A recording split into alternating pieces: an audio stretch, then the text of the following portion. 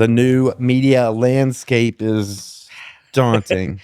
And it changes. Like it just keeps, you hear about the algorithms for Facebook and Instagram and TikTok. And, You're in there. And it's just, it comes up and then it changes. And all of a sudden they're like, well, don't do this, now do that. So. And you're doing it, right? For your business, you're promoting your Rick Kutcher. Yep. Did I pronounce that correctly? Yep. Rick Kutcher Consulting. Yeah. And you're getting your name out there. You're getting content out there. Presenting yourself as an expert in the field of public speaking. Yeah. And coaching. Yep. Is it coaching? Yeah. Is that what it is? So I do both. So I do the consulting and the one-on-one coaching, but then I'm also trying to build my speaking aspect. So if I can get up on stage, because I love presenting, so that's the other part of what I'm trying to do. So you're wanting stage time too? Oh yeah, that's a big part of your gig. Is I need to find some stage time. Yeah, I need to find an audience to influence. Yep. Yeah, that's cool. All these things are running. We're going to chat for a little while, and then we'll determine when we start. But we've started. Okay. I mean, we started. First time I emailed you, I guess. Yeah. I mean, you started a long time ago. People ask me, do I need to prepare for this? More than one. A lot of people ask me that. And I'm like, I think your life up until the time we start is all the preparation you need. Sure. Hopefully, ideally. Right. I mean, if you're a scientist and you need to look at some data from something, I mean, I don't know, maybe bring some papers, but yeah, it's a conversation. It's, yeah, getting to know people, where they've come from, what they're doing. It's, I mean, there's not a lot of preparation except, like you said, life. Yeah. Right. It's relational, definitely conversational, and your life is all the preparation you need. Yeah. What is your title when you, like, underneath your business card, what does it say? I don't think I have a title on there on my business card, actually. You don't? No, it's just Rick Kutcher Consulting. I'm a public speaking coach, keynote speaker, leadership coach. Public speaking and leadership coach. Yep. And a keynote speaker. Coach and a keynote. I guess my title is owner and founder of your business. Yeah. Keynote speaker, that's like the main speaker, huh? Yeah. Keynote speaker. That's like, what the heck does keynote mean?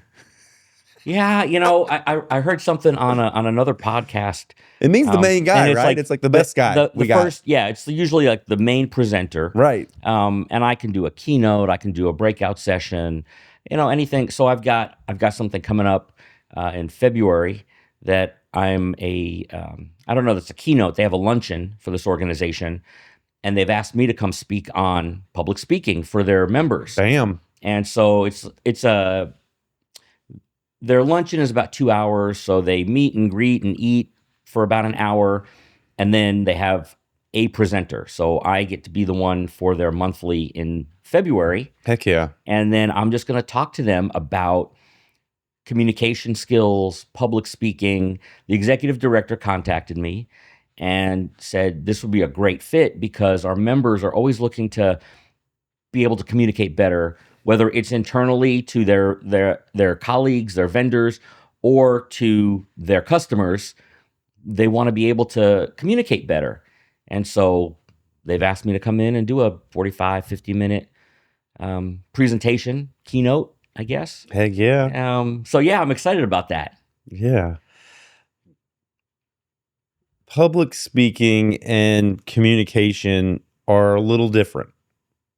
Are the question mark? That didn't sound like a question. Right. But are they? That's a question I've been pondering because I've done a lot of communication workshops and classes, whether it's like, from a healthy like nonviolent communication, like what words are you using, awareness of some of the implications of some of your words, or, I did at my last job, they had this communication class that was based on, what's his name? The Scientology guy? L. Ron Hubbard had a whole communication thing that we took. And I'm like, this is weird, but it was pretty good. Okay. I thought it was good.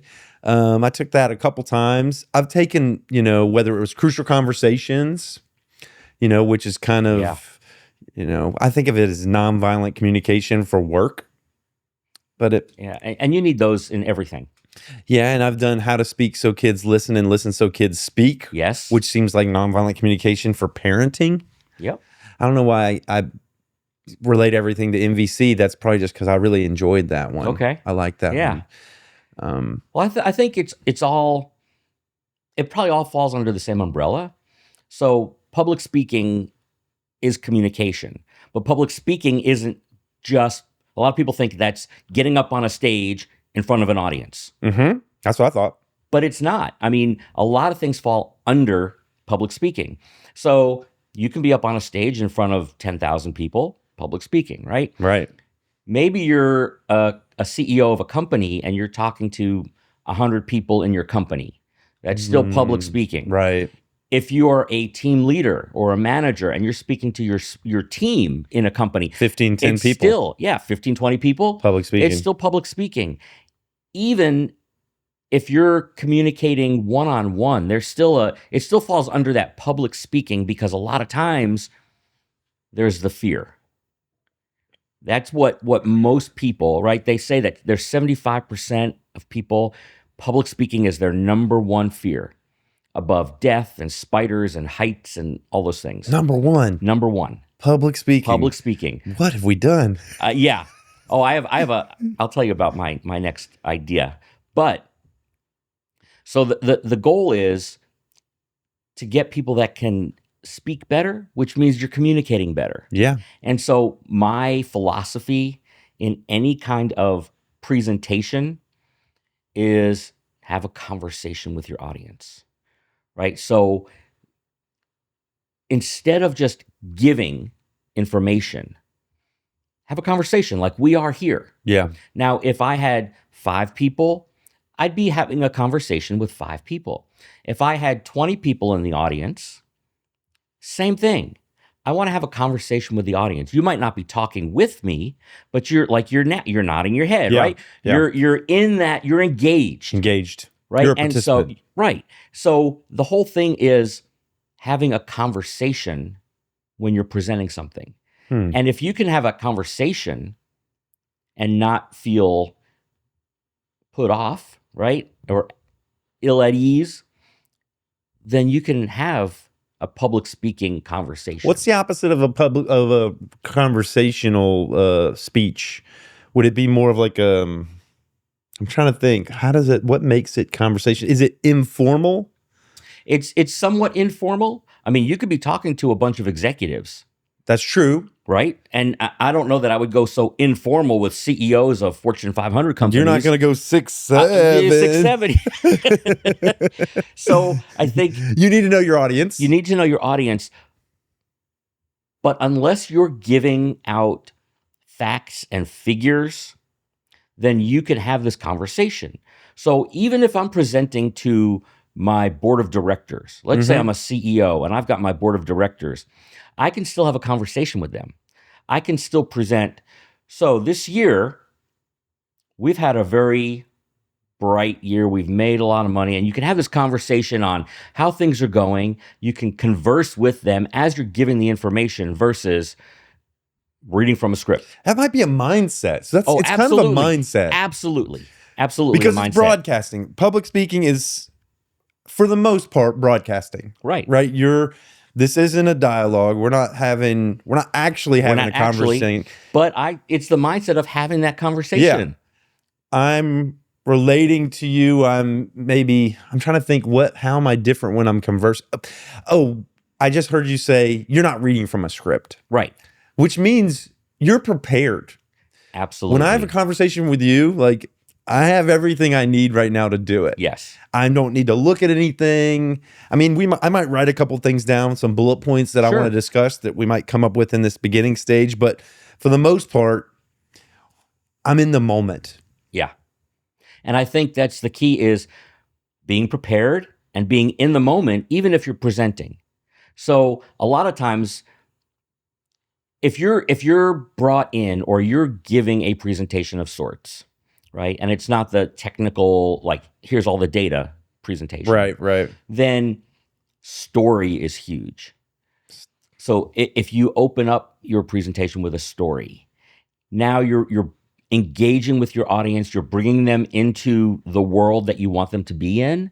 And so as you bring them along, you're bringing them to the point. And a lot of, like, the way I think about it for most of what we do with presentations and public speaking is we're trying to affect change or influence people in a good way, right? Where, let's say I'm brought in, let's say this luncheon that I'm going to do, to help people get better at something, Right. or maybe influence them to a greater cause, Right. things like that. Yeah. So you want to build this connection. Everything in life is about relationships. How are your relationships? How are you building them? How do you build it even in a presentation? So if I start telling you, like, we'll probably talk about where I've come from, what I've done in the past, how I got to where I am. Yeah. I'll tell you, when I was 12 and I thought about this and this is what I did. And you're like, oh, wow, okay. You see me as a 12-year-old and we talk about my evolution or whatever. I'm giving you the story. And I've brought you into my life and this story and how I got to this point of how I see communication and public speaking. And then you're like, oh, all right, I see that. And then I start giving you more of, here's what I think about public speaking. It's this, yeah. You can speak like a champion. And let me tell you how. Because as you communicate better, it improves lots of areas in your life. Did you know that they say that the better communicator you are, the higher salary you'll get, the better your relationships are, the better your stature is. Studies have been done about that, right? So if I tell you these things, then maybe you're thinking, I probably could get a little bit better at my communications. That's for sure. Well, here's a few ways to do it. So now I'm giving you these things to make you a better communicator, right? And I'm trying to give you and help and uplift you. I don't get anything out of that, but I get you to become a better communicator so that wherever you are communicating, whether it's public speaking or one-on-one, you're getting that benefit. Yeah, a couple things I think about is telling that story. You give a lot of relatability. I've been 12. Exactly. I've been these things. You're starting in a place where it's kind of like with improv. In improv, yes, you have what's called, there's the 4 things that you set up. You set up an environment, like, where are we? What's the context? Yeah. You set up a relationship. Who are we to each other? What do we mean? You set up an emotion. What emotion is present? What's going on? And it's all these, what's the last one? I forget it. I'll think of it in a minute. But all of that are tethers. Yes. Or strings of relatability so the audience can say, like, I know what's going on. Right. I can visualize. The second thing I think about is you want whatever you do, whatever you talk about, to be memorable. Right. You want folks to take something away from there. And the best way to create a memory, a lasting memory, is to tie it to emotion. Yes. And goodness, when we reminisce, when we think about the past, when we think about a trial or a tribulation of somebody, it's oftentimes tied to an emotion that we feel. Right. And then we give it this, like, so we're tying the audience to us, then we're tying the information to an emotion that they might feel while you're providing this information. And you do that through a story. Through the story. Let me tell you about this one woman that I coached. So I was working with her, and she's well established. She's got a book. She does coaching and training and all this stuff, and she wanted to get better at her public speaking. Yeah. And so we worked on her story. And initially, her story was, I believe in hope, and I have this thing about hope and how people can get hope out of tragedy and things like that. And HOPE stands for, it's an acronym for things. And so I said, well, tell me your story. She said, well, it all started, I was junior in high school and was getting ready for the prom, and I've got 2 younger brothers. And I remember I was getting dressed, and my younger brother came running in and said that, my middle brother, he had drowned in the creek. And so, so that was like on Mother's Day, and it was prom weekend, and, and all these kinds of things. And so a lot of everybody came together, and okay, so that's kind of how she told the story. Now your eyes are still like this, that whole drowning part was a little bit more. It was the same tone as everything else, but it was almost like a bullet point. I'm like, wait a second, dude. Yes, and so for I don't know, maybe a couple of hours we worked, and I heard this story from her now as we're working, probably 10, 12, 15 times. Yeah. And I would try to coach her through, and by the end, the way she told her story made all the difference. Because now, by the time we finished our coaching session, her story started more like,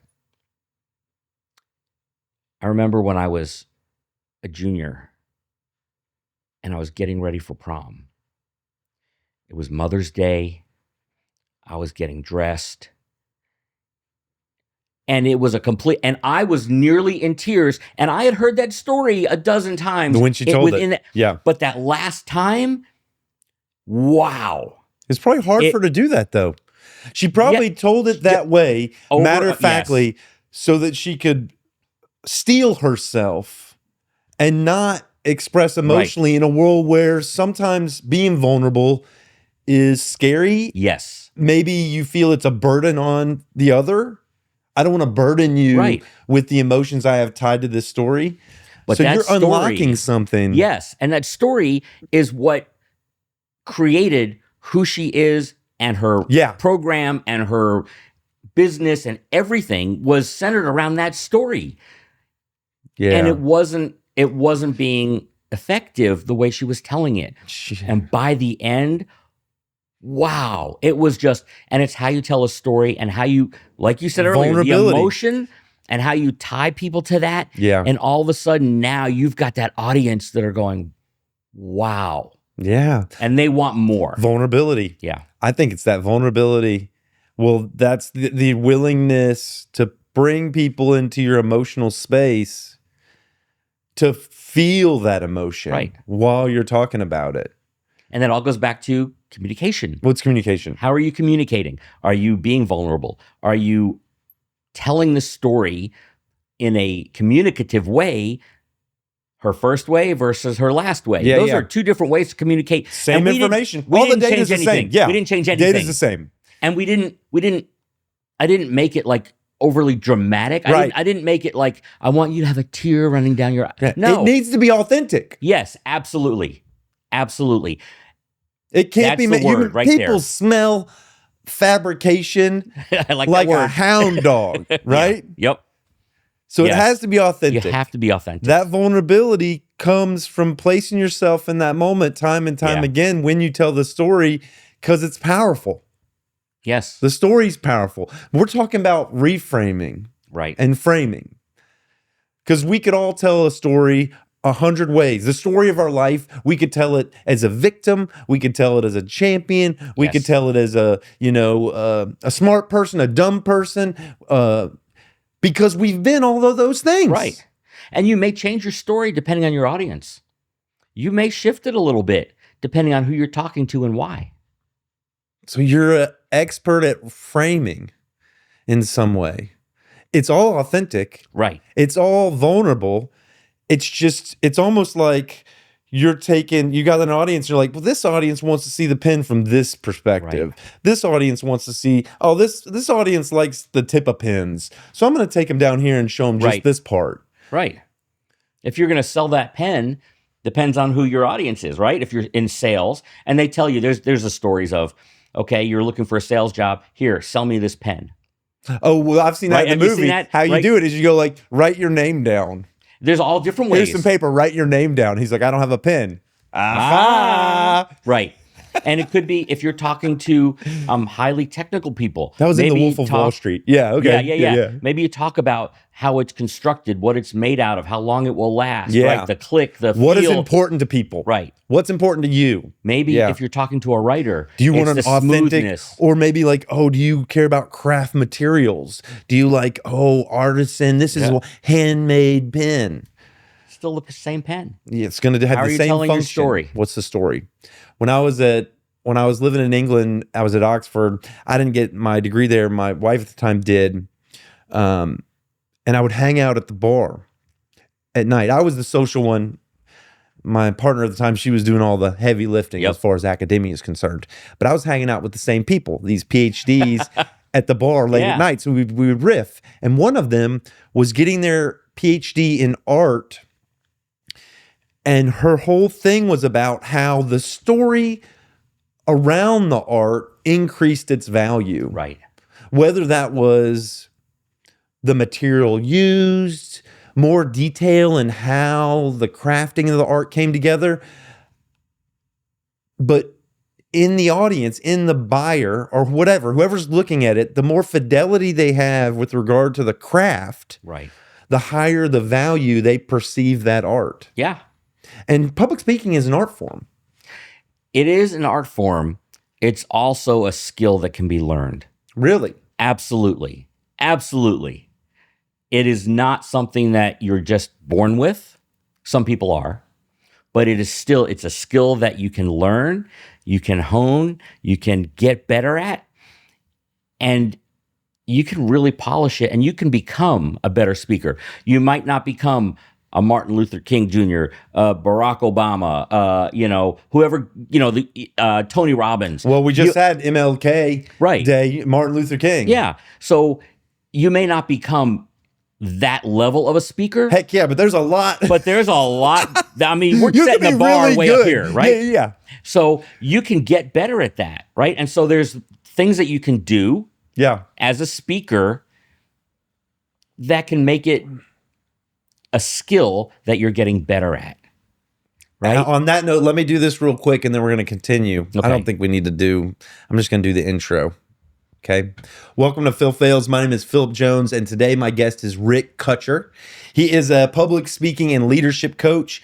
He's also a keynote speaker. And today, Phil Phails at public speaking, Phil Phails at communication. What do you think?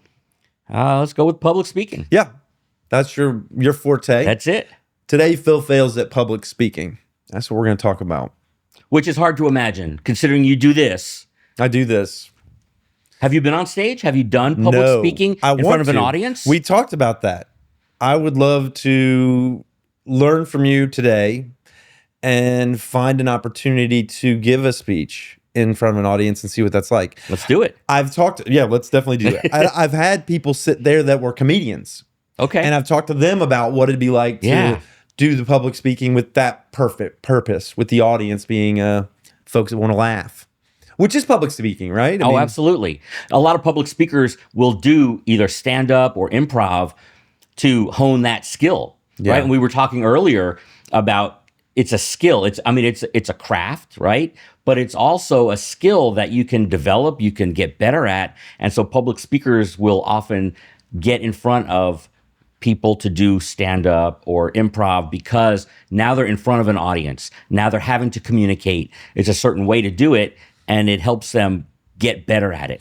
Yeah, I could see if a public speaker was an artist, their brushstroke is the emotion that they're able to draw from the audience with skill. And with public speaking, it's oftentimes laughter. But it could be laughter, but maybe we were talking about this one woman that I've coached. Hers is more of a hope, but her story is to bring you into this tragedy that happened in her life. And so that's definitely not laughter. It's sadness. Right? That's one brushstroke. Right. Or sadness, laughter. It could be any of these things. But you want to do it skillfully. You want to have an awareness that when I say this, I got a pretty good chance that the audience is going to feel this. Right. Absolutely. And that's you're trying to affect change in people, and you want to hopefully better them or move them towards a cause or to make a decision or to take action, right? You're going up there for a reason, depending on the audience and the size and the circumstances. But you want them to come away with something. And that should be explicit in your mind. Oh, absolutely. You have a why. Yes. You don't just get up there and say, I'm just going to riff. In your mind, you're saying, okay, here's my purpose. This is my why. And this is what I want them to leave. Yes. Thinking, doing. What is their takeaway? Yes. And so good public speakers, good presenters will do it, and you don't notice that there's actually a script. Heck yeah. And that there's a bullet pointed PowerPoint going through their head. Yeah. They may have a PowerPoint, but in their head, they've prepared. They've gone through those things you just said of, here is the main thing I want them to take away. Here are some ways to do it. Here's my story I'm going to craft around it. Here are some interactions that I want to have because I want to break the status quo. If I get up there and I talk for 45 minutes and all I'm doing is talking, you're going to tune out at some point. Yeah, 45 minutes is that's the limit on human attention span, right? It's even less than that. Is it? Think about TED Talks, 18 minutes. Really? A TEDx talk. I bet you it's getting shorter with the way content is Absolutely. So you've got to be able to get something in these nuggets, right? Bite-sized nuggets. And so public speaking, you want to change the status. Yeah. So if I'm talking to you for 2, 3, 4 minutes in the beginning, then I want to say, let me ask you a question. Now the brain is going, okay, there's a question. I'm not just listening. Now I have to think. Yes. And so have you ever been in a situation where XYZ? Now, yeah, I have, or I can imagine what that's like. Another status break would be, raise your hand if you have ever seen ABC. It's another break, because for 45 minutes, that's a long time, and I'm going to get bored listening to me for 45 minutes. Yeah. So there's ways to do that. Again, that craft, the skill, the things that go into it, and those great public speakers, they have all of that. They've worked that story, right? And like we spoke about earlier, they're not fabricating the story. They're crafting the story to have an emotional impact. Right. To get you to come into where I want you to be, because we want to help people. We want to lift them up. We want to provide something, right? Yeah. I mean, that's what you do. We're you influencing. We're influencing in a positive way. If I want you to become a better speaker, I have to make you want to, right? More than just, I want to be a better speaker.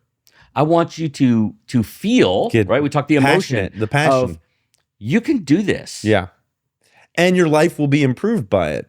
You implant your why in them. You're like, you need to have this. This is the why. To visualize a world where you benefit from the thing that I'm sharing. Right.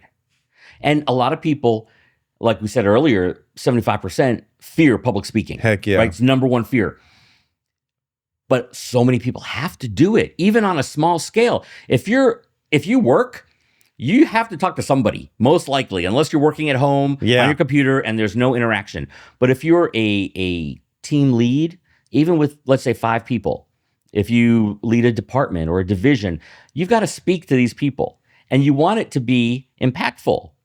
That's right. It's not just, okay, last quarter sales were 20% better than the quarter before that, so we have to do better this year. We got to do better, guys. Yeah, let's do better, okay? Yeah, whatever. Well, you need a coffees for closers guy. Exactly. You know? Yeah. Coffee. So we'll have pizza on Friday if you guys could get another 2%. Yeah. But you want to be able to communicate and have impact and give them a why. Yeah. So here's what we did last quarter. We were up 20%. That's great. It's not enough, right? We know where we need to be. So we need to be able to improve those sales calls and those quotas and whatever goes into that whoever you're speaking with, right. and have that Relational, emotional, conversational thing. Where are folks learning this? The thing that comes to mind for me is like Toastmasters, but I've never done it. Have you done Toastmasters? Where did you learn it? Let's get into Rick's story, right? How did you get passionate about public speaking? I guess I've always liked being up on stage. So I'm a professional trumpet player. That's right. So I've been performing since 5th grade when I started playing trumpet. And you're still playing trumpet, still right? playing I see trumpet. pictures of you online. I'm still playing. I play with the Austin Civic Orchestra. I spent a fair amount of time sitting in with the Austin Jazz Band, playing down at the Elephant Room. Let's go, baby. So, I still play, right? You a Freddie Hubbard fan? Oh, yeah, of course. Hell yeah, dude. So I've been playing. I've been up on stage.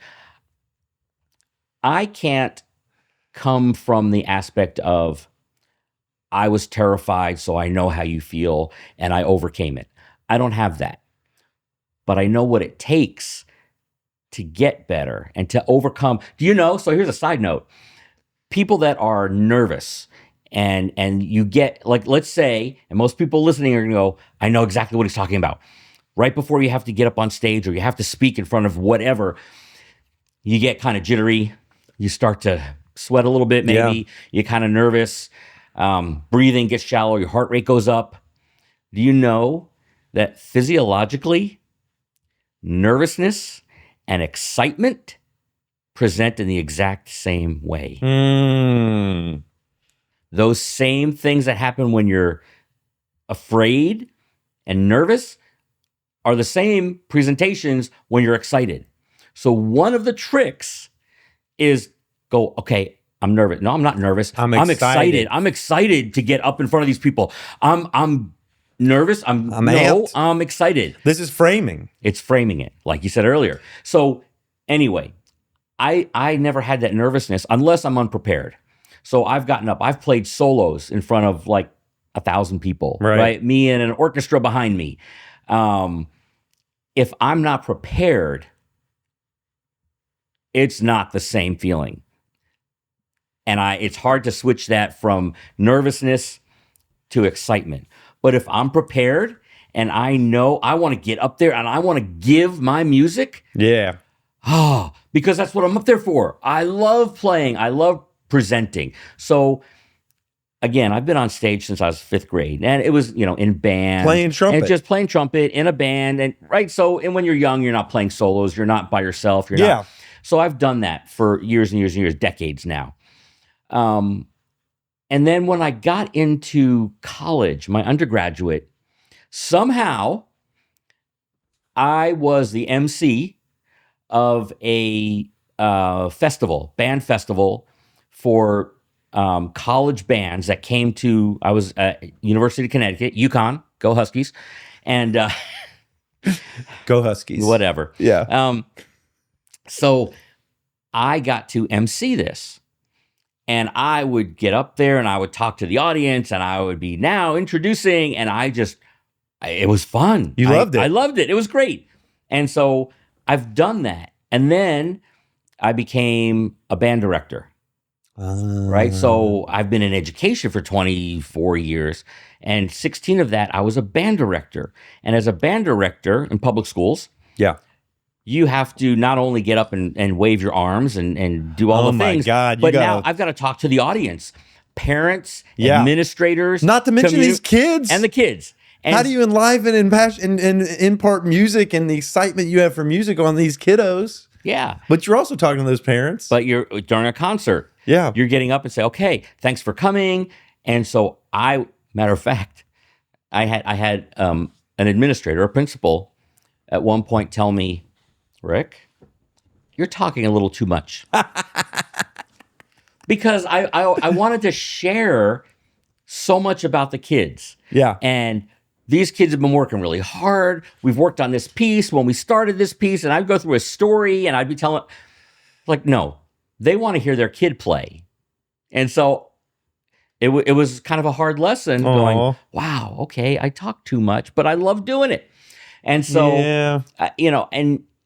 and then I got into training and teaching within education, and I'm working with superintendents and principals and teachers, and I'm doing training, and so I'm up in front of them and up and down the org chart, right? Yeah, You're helping people above you and below you, right? And so which is different. it is. It's very different, and you have to come in with the mindset again of I have information. I'm here to help, and we can do things. Yeah. And then I guess it's a little bit of a plug, but I got an opportunity to do a TEDx talk. You did? Yeah. Wow. So it was, and this was about maybe a year and a half ago. I don't even remember when it was. Yeah. And I had an opportunity, and I applied, and I got accepted. What? And I did a TEDx talk here in Austin, and it felt like home. I don't know if that makes sense, but it just was it felt great. You loved it. I loved it. How many people were in the audience? Those things can be big. Yeah, I want to say maybe there were 50. It's pretty good. Which to me is small. It is small. I was thinking like thousands. No. The TEDx talk. So there's TED and there's TEDx.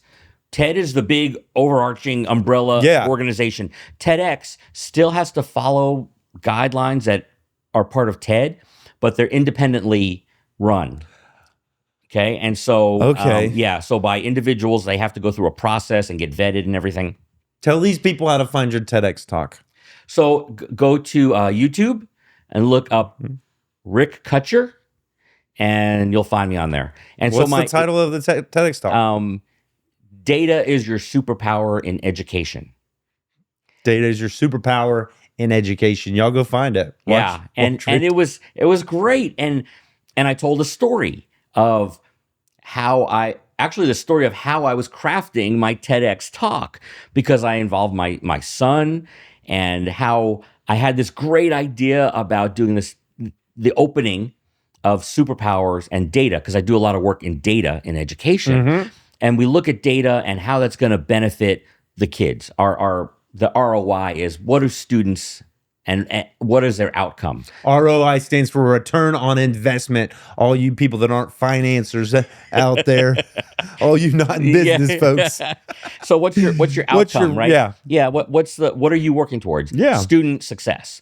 And so using data is like a superpower, because you can look at all these things and go, I know what I need to do tomorrow to get better with these kids. Yeah. Right.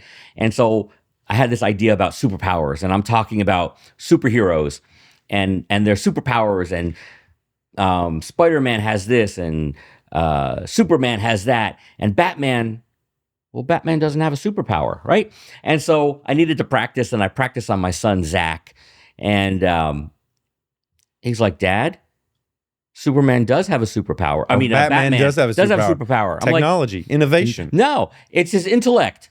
His intellect, and his ability to deduce different things, right? Crime solving. I was like, what? Zach, you're full of it. No way. You didn't buy it. I didn't buy it. And I looked it up, and he was right. That's Batman's superpower. You guys put in the comments what Batman's superpower is, or if you're watching this on Austin Public, Yeah, and so email me. It was really, really funny. But I went on then to do the whole TEDx. The superpower for a teacher is data. Is how do you use it, and how much it can really help and benefit you. And so when we talk about presenting, so TEDx talks, you have 18 minutes. You can't go over. Right. And for this particular one, no slides, no teleprompter. There was a LED clock at the back of the auditorium. That's all I had. You had to follow the clock? And I had to go through my own mind, that outline. Yeah. I had to present it. I had to remember it. I had to talk through it. 18 minutes. 18 minutes. And that was it. And it felt so amazing. I loved doing it. You crushed it? I think y'all go watch it, and you can tell me. Yeah, watch it. But I mean, how did you feel afterwards? Were you like, I hit all my points? What is it? Elocution? Yep. You Everything. elocuted? I felt great. you know, and I wanted to go back and watch it and see. Yeah. Because when you watch yourself, That's the and I'm hardest thing, guys. Isn't it? Oh my God. To watch yourself is torture. You have to do it. You have to do it. You will grow watching yourself. I know that from editing these things. Yes. But it is hard because all of your shadows will come and sit next to you. Yes. While you're watching this thing. Oh, you're fat, or you're You say, stupid, or you and said this thing or that thing. But that's learning. It is. So preparing for it, I recorded myself. I would stand up in front of my phone, I'd click record, and I would do the presentation, and then I'd go back and watch it. Football players, they watch the game. Film. They watch the game. They watch other people playing the game. They watch their opponents playing the game, but they watch themselves. How are they behaving so you can change? And let's take a side road here for a minute. Yeah. Athletes have coaches. That's right. You tell me any NFL team that doesn't have a dozen coaches. You've got the coach for the quarterback, for the kicking team, for the offense, for the defense, for the special teams. Multiple coaches. These guys are getting paid millions and millions of dollars. They're professionals that have been doing it for years, and yet they have a coach because it's somebody that can watch them and say, hey, do this, try that. Here's what you did wrong. Here's what you did right. So why wouldn't we have a speaking coach? Somebody, if you're getting up to do a presentation and you don't have somebody that's not you, that doesn't live in your own head, saying, hey, that's great. Let's try framing it this way. That's where I come in. That's where speaking coaches come in. You're doing a great job, but now let's make it better. Yeah. And people benefit from coaches, right? For sure. And so that's that side, the parallel to athletic coaches, right? Gymnastics. The last guy that was sitting in that chair is an athletic coach. James, yeah. Yeah. And so they're really important. They are. And so we go through, I have a business coach. Mindset. He's able to, you influence people in ways that allow them to approach something anew. Yeah. And realize outcomes, ROI, that they maybe didn't even think they could. Right. So let's talk about you, right? Yeah. We've talked about you want to get an opportunity to speak, right? I do. To get up on a stage. Yeah. And so if you haven't done it, there's a little bit of like, I don't know, right? Nervousness maybe. I'll do it. Yeah.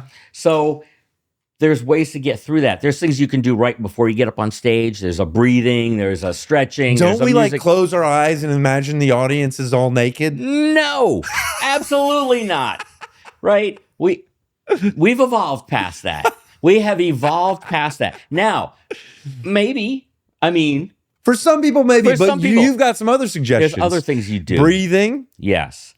So there's techniques you can do right at the beginning of before you go on stage. We're talking about regulating. You're down regulating or figuring out how to calm. Because when you're in an emotional state, when your emotions are ramped up, which this is an emotion, it's fear, probably. Yeah. And when you have fear, I've learned, your focus narrows. Like your memory probably gets more poor. You don't have access to that. You might have fight, flight, or freeze. Yes. So, right? Yeah. But before even those small things that you do right before you get on stage, you've got to back up and prepare. We talked about this. Yeah, the preparation. What is my overarching, what do I want them to come away with? Yep. And how do I bring them into the story? And how do I work on my communication skills? So when you have an audience, I'm going to find people in the audience. You're nodding right now. I'm going to look at you. Yeah. And I'm going to talk to you. I don't know who you are in the audience, but I'm going to talk to you about, again, for the example, back when I was 12, you're like, oh, 12. I was 12. And I remember it was like a really rainy day. How do you not know what being 12 on a rainy day is, right? Yeah. You know. Yeah. And I remember sitting in the back of a station wagon, my dad's station wagon. So this is eye contact with the audience. With the audience. And now I'm going to look at another person and go, in that station wagon, there were 4 of us. I had 3 younger brothers, and we got in there, and we were all fighting for the very back window. You know where that back window is, right? And now I'm looking at different people. I'm having a conversation. I could have 1,000 people, but I'm having a conversation so that I'm not overwhelmed by 1,000 people. I'm having a conversation with the audience. With a couple people, you make it more, this is just one. Just one-on-one. And you know what? If I'm talking to this person, you feel it. You're going to feel that one-on-one. Yeah. Right? And so you have so I've developed this conversational speaker's guide. It's on my website. It's free. It just gives you some of those tools to have a conversation with your audience. Because I don't want to tell you. So anybody remember when you were 12 and it was raining, you were riding in the back seat of the station wagon that your dad had, because back in the 70s and 80s, we had station wagon. And like, nobody's listening to me after the first 5 words. Monotone is bad. Oh, absolutely. You got to have inflection. You have to have just modulation like the comedy, of your tone. Right? Yeah. And if you want something to really stand out, pause. I knew you were going to do that. Well, and I was like, very obvious. He's right? rocking the pause right there. That pause. And you know what's really interesting about a pause is if you're the one speaking and you pause for 2 or 3 seconds, it feels like a lifetime. It does. To the audience, it's so quick. You know why they call them pregnant pauses? Because you're about to have a baby. Something good's about to happen. You're going to birth something of importance. So when you pause is probably really important. Yes. Right before a powerful point. Right before something that's emotionally impactful. Or right after. Or right. Yeah. If I said something about, I was in a car crash and almost died. Let it sink in. Or, do you know that if you mixed salt and water and you dropped red dye in there, that it will create a spider web? Let them. Now, I don't know that that's true, but visualization. Yeah. Let that conversation continue in their mind. This is something we have to teach because some folks, maybe me, feel uncomfortable when there's not words relationally. Absolutely. I've almost had to train myself to let there be silence relationally. Okay. It's a skill. That skill is part of public speaking. We talked about, are you born with it or is it something you can be taught? You can be taught. And all of these little things go into it. The pause. You can learn how to do it and be very comfortable with it. It's like anything else, repetition.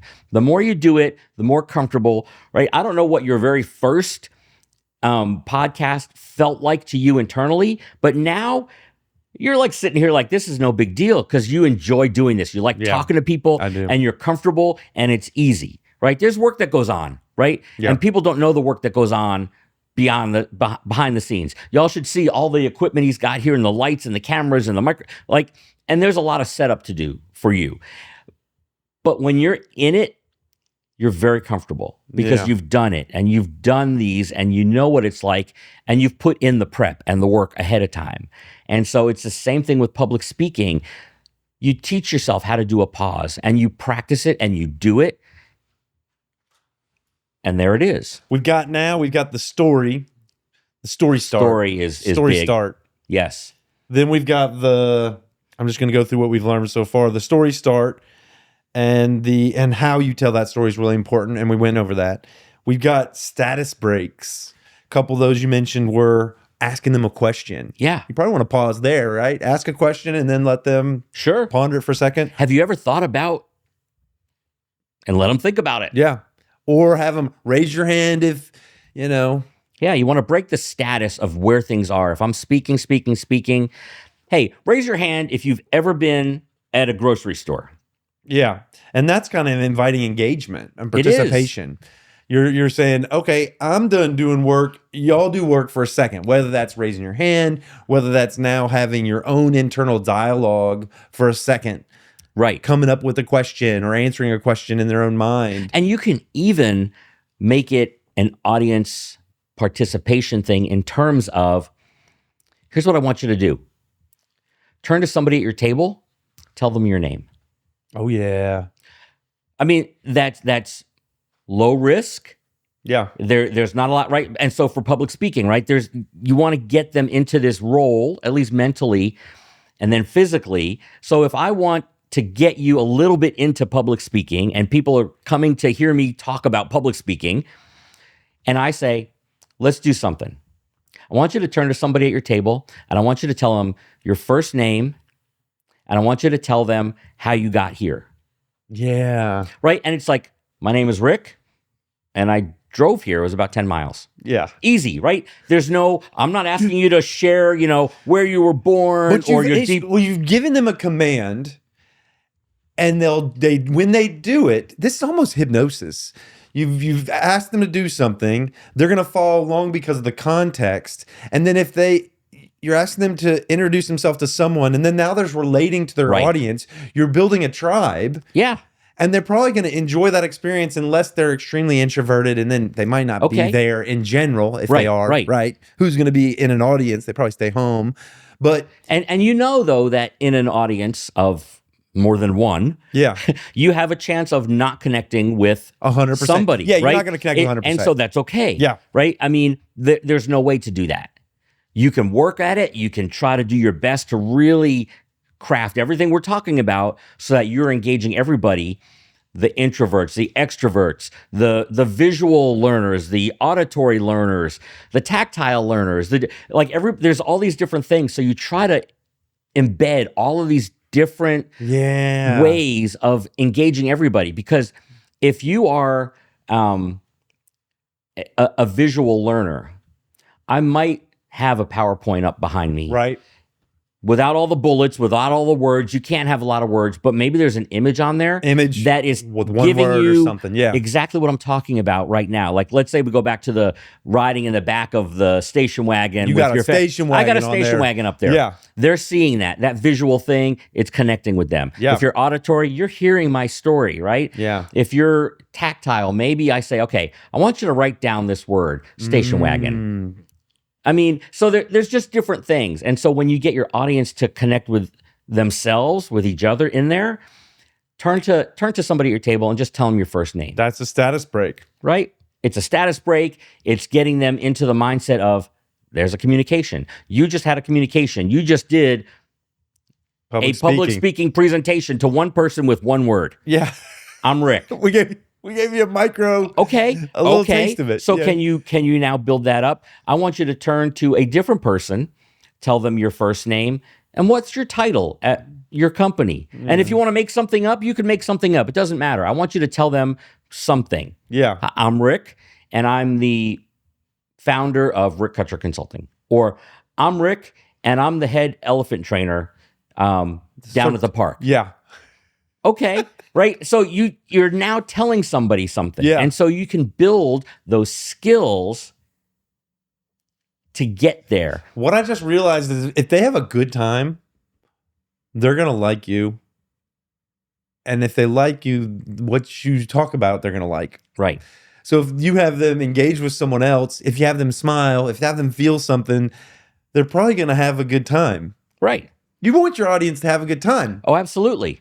Yeah, my stuff is not very heavy and deep. But it could be. It could be. Right? Like when we go to a movie, not all movies are. I'm going to give you an example. Okay. About a week ago, I watched 12 Years a Slave. It was a powerful watch. I cried multiple times. I felt a lot of things. Yeah. That was an entertaining time. It's difficult to say that. Right. Because I was moved emotionally. I was moved physically. The tears, I was in that. It doesn't have to be, I guess I'm having a realization that they don't necessarily have to have a good time. Right. But through that, I connected with the main character. I connected with the story, and I left learning something and having a greater awareness. And that was really important to me. Yeah. And so I guess you want to have a meaningfully spent time that changes you. Yes. Yes, absolutely. And every presentation is different, right? And moves you one way or another. Whether they're laughing or they're crying or emotionally connecting. Absolutely. Yeah. Then you're gonna, and they'll think that was good. I mean, and now you're like, I have an idea now of, so I could do something in one of my presentations that was along these lines of, okay, I want you to make up a title. I don't want your real title. I want you to make up the craziest title you could think Some of. improv. And you're going to think about this, and you're going to talk to a neighbor in just a minute. You're going to tell them your first name, and you're going to give them your title. And it can be Your anything. made-up title, Your yeah. made-up title. Anything in the universe. Right? And so now we've just connected to the laughter, probably, And imagination. Yeah. Creativity. and the status. We just broke that status. Yeah, of you're no me longer, giving, I'm CEO, or like, how much do you make? You're all like, those things. We've broken their status. We've it's broken the just play. status of, It's just play now. yeah. So I'm Rick. I train elephants. Yeah. Right. And now we're going to laugh about it. And now you're going to go, what would be yours right now? Yeah, I'm a flower arranger. Okay. There you go. Yeah. And you know what? Somebody might just go, a flower arranger. How do you arrange them? Like maybe somebody in the audience, when they're having this little conversation, curious. is going to ask a question and they're curious, right? So you're bringing them into this conversation, to the presentation. And now where you go with that, right? I've already pre-planned it in my head. I already know what I'm doing with this activity and why I'm doing it. Yeah. I can't just do it because it sounds like a cool thing. There's a reason that I just had you do this. What's my reason, and how are we moving forward in the Beyond presentation? just refreshing their Right? attention. Yeah. No, there's a reason. Yeah. Besides Your just status break is meaningful oh, absolutely. with your why and what you want them to walk away with. For you, and asking them to present their name and a title, making it up, is an opportunity to public speak. Yes. An opportunity to speak to a stranger. Yeah. If I'm talking about public speaking and communication skills and all those things, and I say, okay, raise your hand if you know what a cat is. Yeah. Everybody's hand's going to go up. Okay. They're like, what's that got to do with public speaking? And then I go on to, okay, so when you're in front of an audience, here's what you do. Everybody's going to go, what was he What talking the heck about? was the cat thing? Yeah. Like, okay, there's no point to that. I broke the status Yeah, you sure did. of what was going on, but like, what's the point? It's got to be meaningful.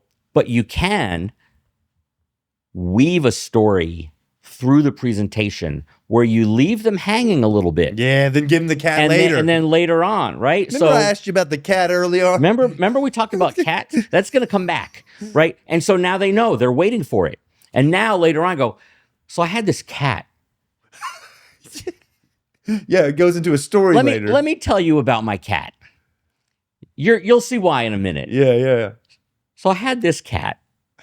And one day, and then you've got now, right? Because you told it to them 10, 15 minutes ago. In improv, it's called Like a recall, kind of a recall, or it's something else. I'll get it. But yeah, it helps with repetition. You know, songs are this way. Oh, you're yeah. a musician. Yeah. Right? There's a reason that we do the chorus over and over again. Yep. There's a reason some songs work well with the chorus is the same line repeated 4 or 5 times. Repetition, it gets stuck in your brain. Yeah. Right? Everybody finish this this phone number. 8675 309. Come on, man. Right, everybody. And so You got it. in some of the greatest speeches, I have a dream. Oh, yeah. Does he I have a say dream. that? Does he say that more than one time? Repeated it. In some of the greatest speeches. And the speeches Repetition. could be very short. There are some presidential speeches that are really short, but there's a repetition in there that just it hits and it hits and it hits. Repetition matters. This is another tool. So we were just talking about status breaks. Yep. And we slipped into another tool in the skill. This is like the toolbox of the public speaker, and that's sure. repetition. Right. Oh, and we talked about the pause. We talked about the pause. That's another tool. Repetition, because we got it from this cat. You know, raise your hand if you've got a cat or if you like cats. Right. And then you go on, well, public speaking is about blah, blah, blah, blah, blah. You leave them hanging. Then they're curious. A little bit of them has a question mark above their head. Like, what the heck is this cat thing? And that's weaving the story throughout. You're drawing them to you a little bit. Who is this guy? Yeah. What is this cat thing? Yeah. Mystery. Yeah, sure. You want a little mystery. And they're hungry for the answer. They're Yeah. trying to like. Okay, it's a mystery they're trying to solve. They're Yeah, like, I gotta like figure out what- what this cat has to do with I want to hear anything. more about that. Right? I want to hear how, like, so we were driving in the station wagon, my 3 younger brothers, my dad's driving, my mom's in the passenger seat, and we're on our way to visit my aunt and uncle, you know, in the next town over. Yeah. Raise your And hand if it's- anybody. It makes sense? Okay, we'll come back to that in a minute. Okay. Now they want to know, well, what was going on? Yeah. Or I could even do something like, you will not believe what happened next. Ooh. Now, before that, Yeah. let me tell you about some of the things that. I want to know.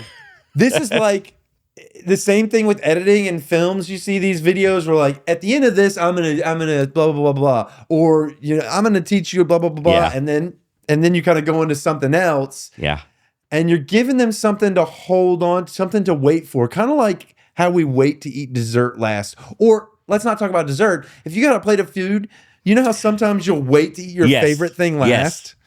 Yep. And maybe that's your favorite thing of the public speaking. The anticipation. And you give them that, like, hey, I'm going to give you some of your meat and potatoes here. And it doesn't even have to be that lingering cliffhanger story, right? Yeah. So maybe, like for me, today we're going to talk about how you can speak like a champion. And let me tell you, I've got 3 things I'm going to tell you today that are going to move you towards that goal so that you can be better at it, feel more comfortable at it, and be more successful so that everything that you're doing really becomes easier in terms of how you communicate and speak to people. Mm-hmm. So let me start by telling you right now, speak like a champion. There's 3 things I'm going to teach you today, right? So I'm leaving you with a cliffhanger, but it's not my story in the backseat of a station wagon cliffhanger. Right. This is, we're gonna learn some things today, and we're gonna learn some things that you're gonna be able to take with you and work on right away. You're giving them a scavenger hunt, too. Right. Like, I'm going to give you 3 things, but I'm not going to go right. 1, No. 2, 3. I'm going to give it to you through the As course we of this go. story. Yeah. And then I might say, let me tell you how I got to this stage here today. Years ago, and I'm going to tell them a story. Yeah. And so here I am. So here's the first thing I want to tell you about. Have a conversation with your audience. That's the first key about being this speak like a champion, being able to communicate. Repetition. You're doing the Right? repetition. So now I'm speak saying, like a champion. Speak like a champion, right? That's the Speak like a overarching champion. thing. Now, Yeah. have a conversation with your audience. There's our Status first break. thing. Yeah. Let's this is the first thing you want to be able to do is have a conversation with the audience. When you're presenting, don't just give them. Talk with them. I'm talking with you. I'm going to talk with you. I'm going to talk with you back there. Look for people not only in the front row, find somebody in the back row that's nodding. And let me tell you 2 things about nodding. People nod for 2 reasons.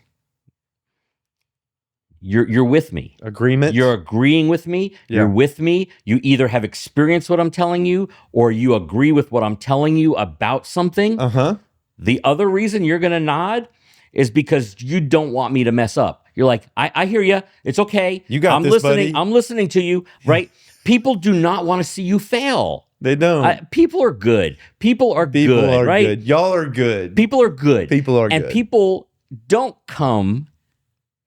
There might be 1 or 2, but people don't come to a presentation to see you fail. That's true.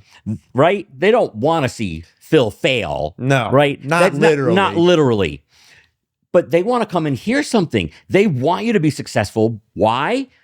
Because they're going to get something out of it. So the people that are nodding, some of them are nodding because, oh my God, I'd be so nervous up there. I hear you. I am paying attention to you. Yeah, you I've got have you. me. I've got you. I'm giving you my energy to Right. succeed. Yes. So people are going to nod. And when people are nodding, nod back. Nod back.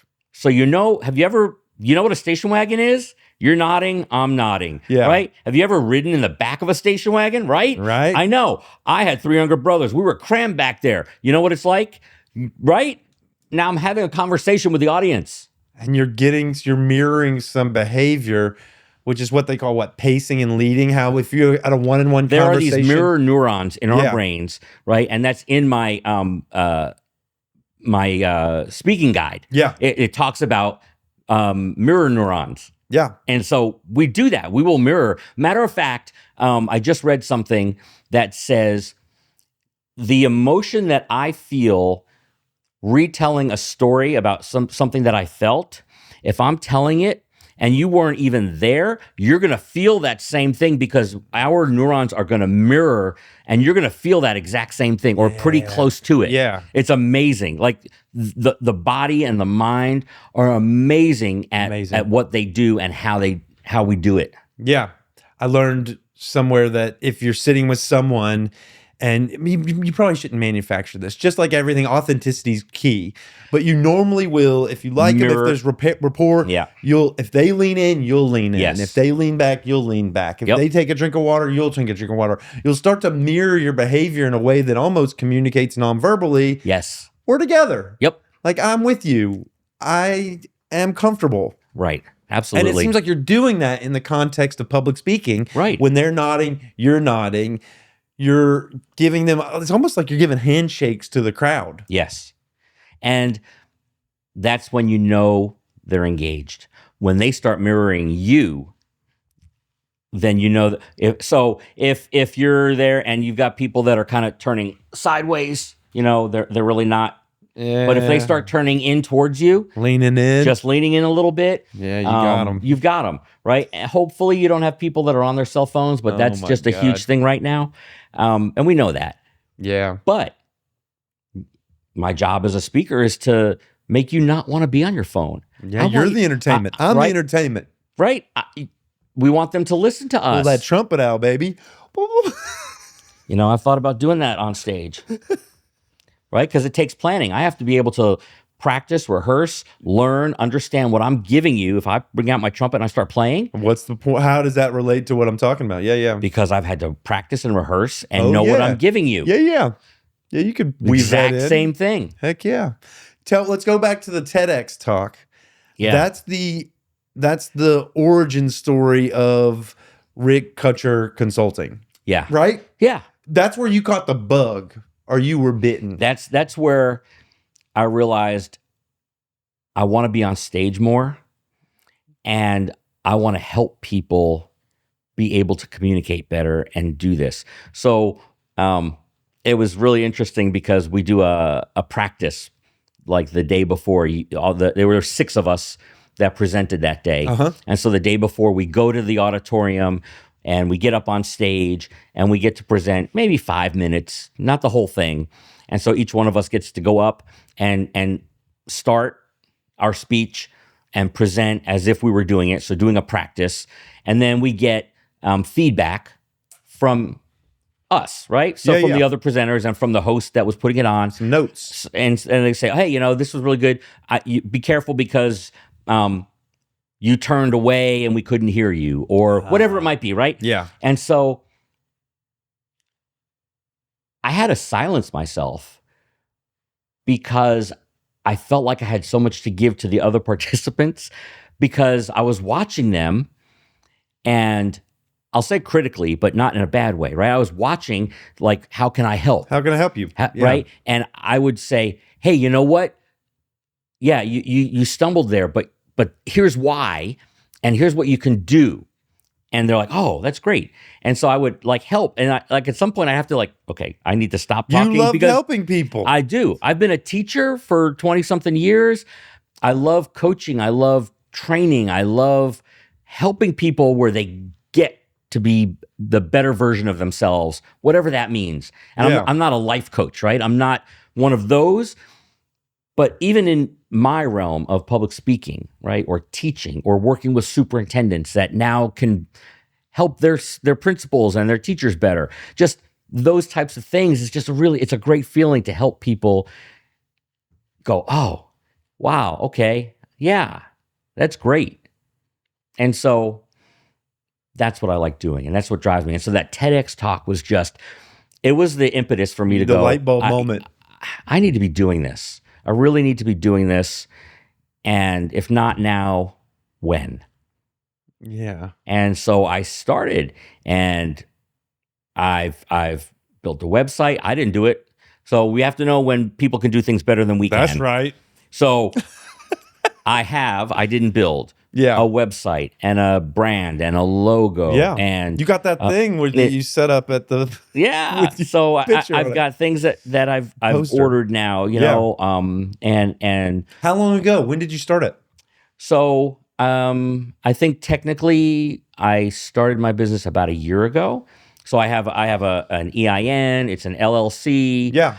you know, all the things. It's a legitimate. You got a legit business. Yeah. He's a businessman, y'all. So I'm done coaching. I've worked with individuals. I've got an international company that I'm working with. Heck yeah. It's been great. Are know? you doing this as a side gig to your and keeping your normal job? Yep. Because you work with schools. Right. So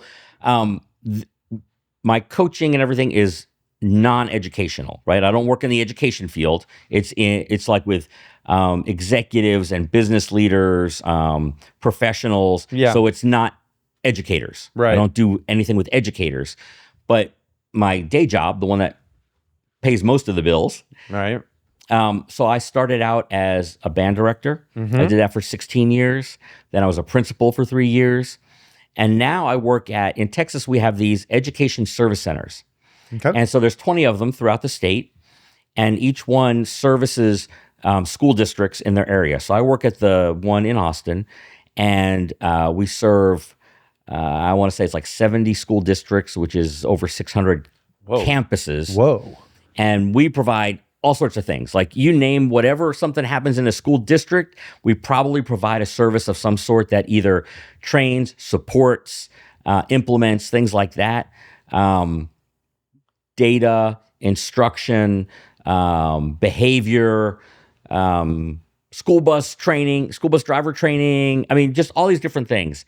So I work with superintendents and principals and teachers, and we provide support in a lot of ways. We're sort of between the TEA, Texas Education Agency, and the school districts, right? So we're not necessarily like the enforcement, but we help them to make sure that they're doing what they need to do. If they need curriculum and instruction things, we provide that. All sorts of different resources for a school district and for campuses and for teachers. And it's amazing. The people that work there are just some of the brightest people I've ever met in my life. And they're so dedicated. Most of them come from education. Yeah. A lot of us, like on the team I'm on, have been administrators in the past. But there are former teachers and just all sorts of people, and just love helping the school districts and the schools so that ROI, right, our outcomes, our student success. Yeah. Right? How are we helping students? Because from there, that's your bottom line is student success. And then everything else goes up from there. You've got a through line here of helping people. Oh, absolutely. Helping people improve. And I could close my eyes. We'll go back in a time machine for you to your last role and see you as a cool principal. I think you would be the coolest principal. I enjoyed it. And I actually, so I was a principal at a junior high, 6th, 7th, 8th grade. Okay. And that's kind of the hardest set of grades. Yeah, because when kids transition from elementary school to middle school, it is a difficult transition, not only because there's a lot of expectations, the flow is different. I'm telling you, you know all this stuff. Yeah. You can just fill in the blanks, which there'll be a lot. And then also you're getting kids from all over the place that have been culturalized in different ways, and they're coming together, at least here at Lamar. Right. And they're not little elementary kids anymore. Yeah. But they're not high school yet either. They're self-differentiating, but they don't have the experience or the wisdom yet. And they're trying to find their place. And they could be tough, but I loved it. And I loved the teachers. I really, really loved being a resource and a support for the teachers and working with the adults. so that they could better serve the kids. Yeah. Right. And it was a small enough school that I still worked with all the kids. I knew all the kids. And it was fun. And I learned a lot. Funny story is so it was my first gig as an administrator, and I went in, and here in Texas, we have what's called the A through F accountability system. Schools are graded, districts are graded A through F based on a lot of different things. A lot of it is our standardized test, the STAR test, right? And so I came in not knowing anything, so I was just getting my feet wet the first year. They brought in an interim principal to work with me, who's done this before. He was retired, so I could just kind of learn. Right. Well, at the end of that first year, that junior high basically failed. Their grades were D's and F's. And the buck stops. Does the buck stop with you? The buck stops with me. Oof. Yeah.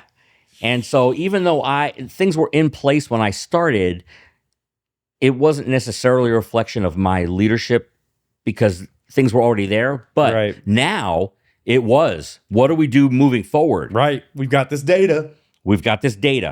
And what data do we have, and how do we get more data, and what are we looking at? And I'm still learning. How do we? I'm like trying to figure this out. Yeah. So I thought, okay, we got to fix this because my job is on the line. These kids' lives are on the line. Yeah. You know, I mean, their futures. I came up, Phil, with the best. I came up with this plan. I spent days and hours crafting what we're going to do. We're going to change schedules. We're going to put kids here in these blocks. We're going to move things around. We're going to get tutoring. We're going to do all these different things, right? Yeah. In education that you do, because we got to move that needle. We've got to do something, right? Yeah, help these kids. Right? D's and F's are not good. My job too, but the kids. So I had this plan. It was beautiful. It was, man, I tell you what. So I brought the staff together after school one day and I said, okay, public speaking. Here's what we're going to do.